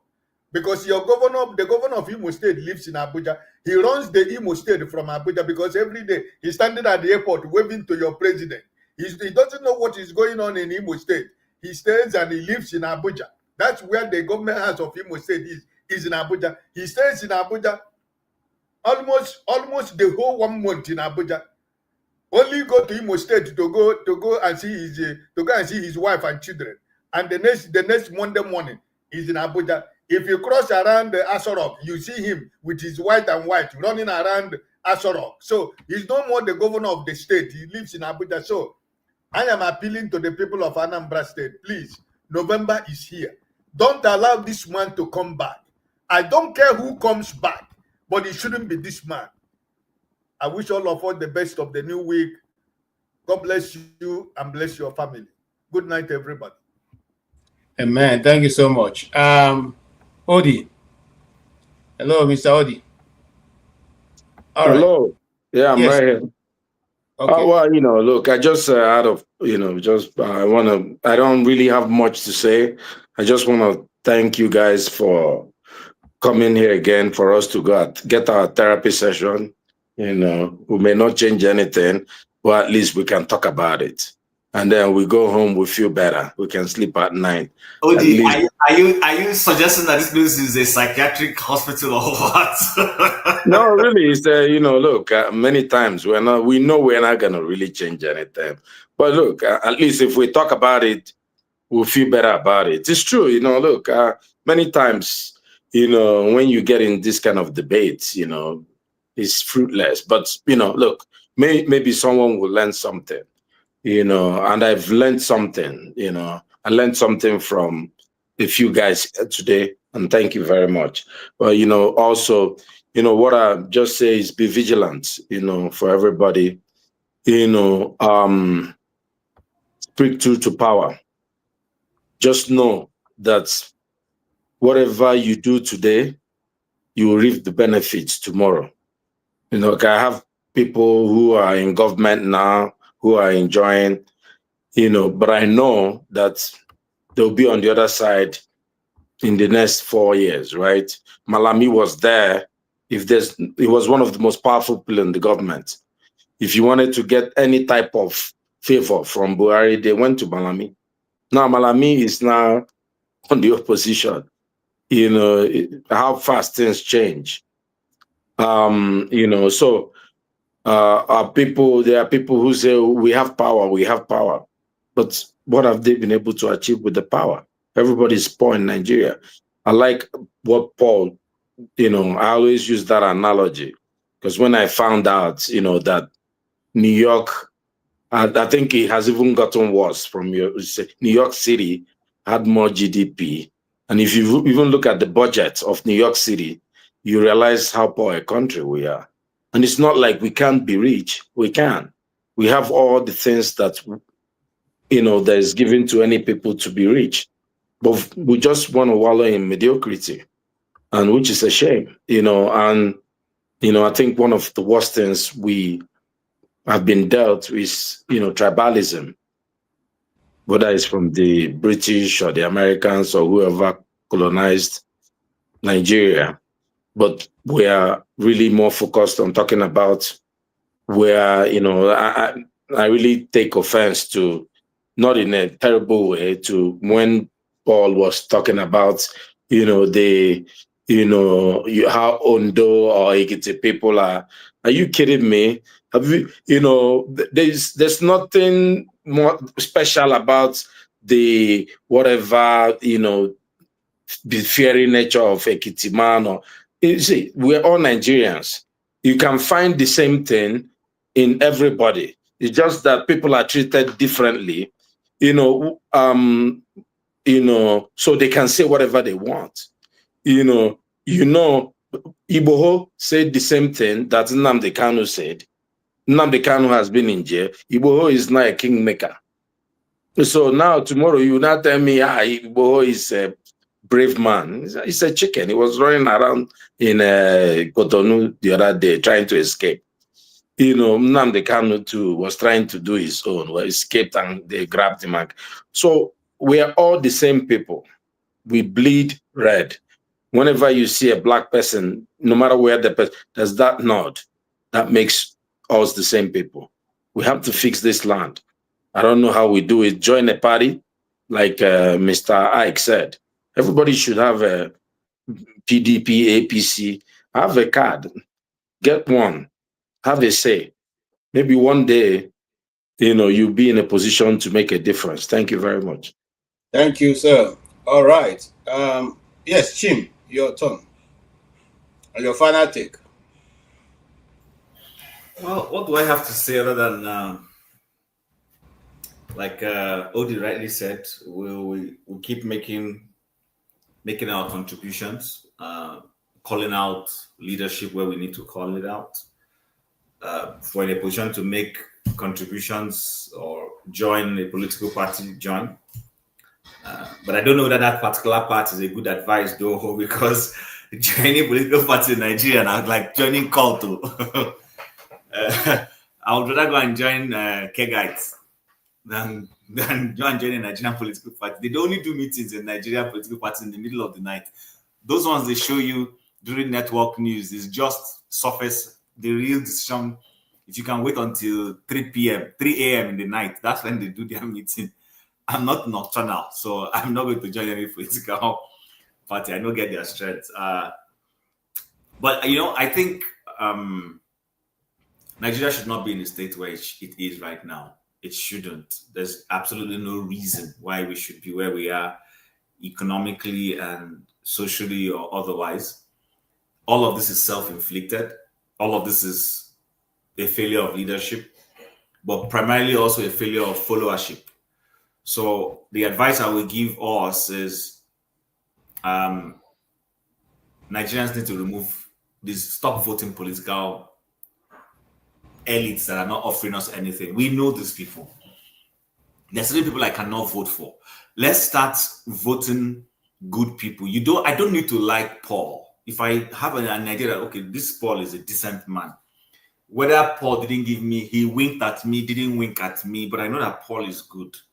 Paul can be a senator, and I'm in a position to give him that vote. Give it to him. But what I see is because somebody gave you a bag of rice, because Papa shot Sokwe, like Yorubas will say, that's why you are voting certain people. And those people only go there and pursue their own interest. I remember when the Anambra election was holding, is it 3 or 4 years ago? I told somebody back then, even though Valentine Ozigbo has misbehaved now, but I thought back then he was a better candidate than this prof. This prof from his antecedents, I don't know him as a person, but remembering his legacy as CBN governor, his behavior. Yes, you see sometimes we say, oh, his economic policies, yes, but go and look at his social life when he was governor. He was not supposed to be, he was the first central bank governor that started hobnobbing with commercial bank MDs. Go back and check. This man, he was the first person. CBN governors used to be immune, just do their policy, meet at social event, at public functions by CBN. But this one was every party these people were doing, he will attend he started over hobnobbing with them. And when you start doing that, they start bribing you. That's when the UBA will tell you, if you give us this, we do this for you. That's when the Senate Bank will do, all those things that are happening. And when I read, what's this man's name? The former governor of Kaduna State, accidental public servant. Very fine. When I read that book from start to finish, I still have it. I'm looking at it right here. And the things he said about Soludo, I was shocked. Do you know all those things the man said? Forget this El Rufai. He's one kind of human being. Everything he said about Soludo in that book, Soludo has shared. He said Soludo is very ambitious. There's nothing wrong in being ambitious, but Soludo is so ambitious that he can get blinded by the right thing.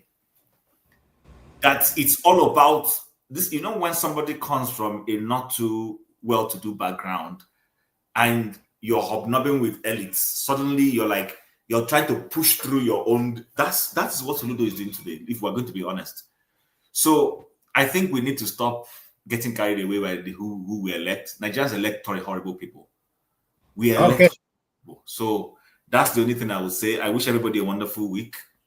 And then I'll see you guys this time round on Sunday. Thank you so much. Thank you so much. Thank you so much, Paul. It was good to have you. KJ, can I report one thing? That Mr. Ike said? Mr. Ike said Opal Zodima is working from Abuja. And Mr. Ike too is working from home. Is it not the same thing? Okay. On that faithful note of Opal Zodima working from home to govern the people of our Imo State.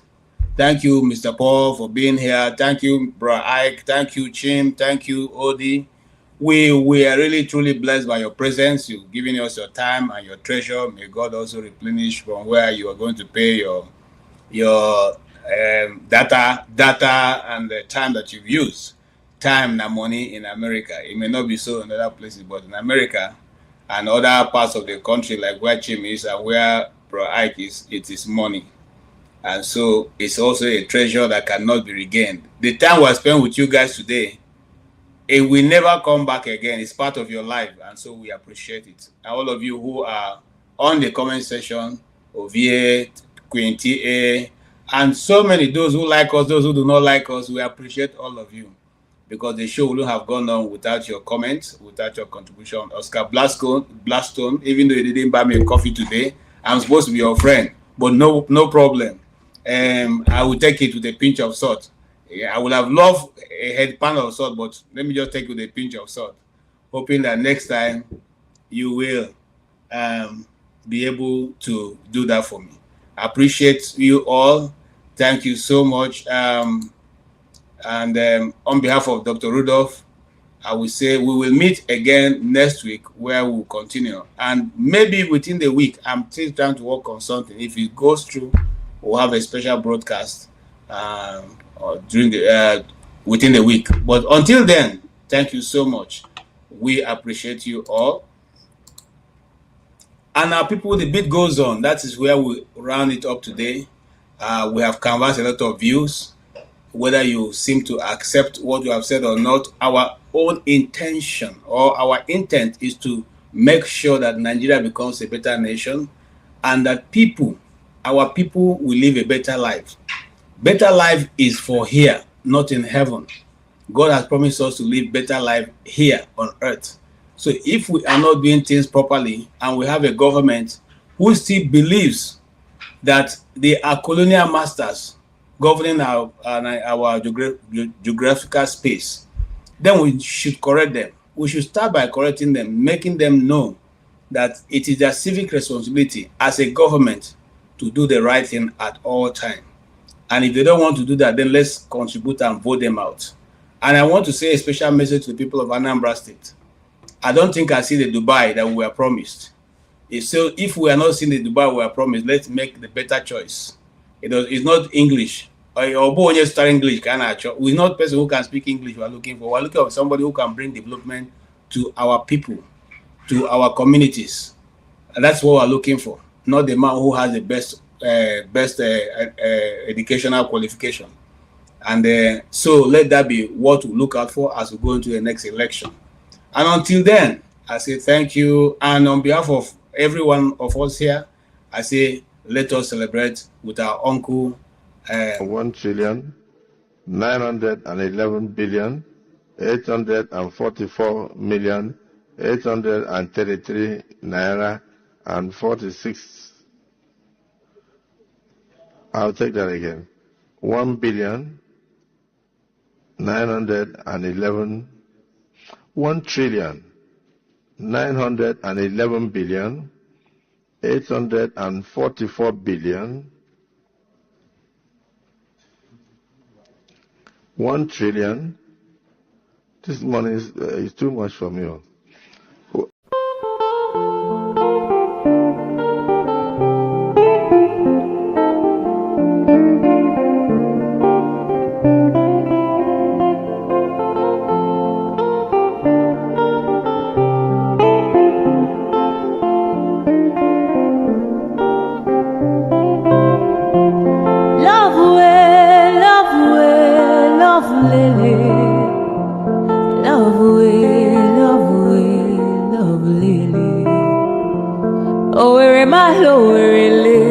efuemo. Alowere, alowere, efuemo. I am adure, adure lele, adure, adure lele. Idu kwa samaka onyoma odiga powder. Idu kwa samuku onyoma odiga fomu. Idu kwa samishi onyoma odiga pilo.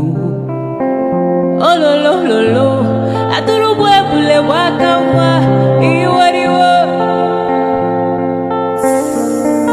Ice Rosa Olerio, Rosanna Olerio, Rosanna Olerio adikadimba. Adure Oleri, Adure Olerio, Adure Aturubwebule wakawa iurio. Adure, Adure lele, Adure, Adure lele. Idu kwa samaka onyoma odika powder. Idu kwa samuku onyoma odika fomu. Idu kwa samishi onyoma odika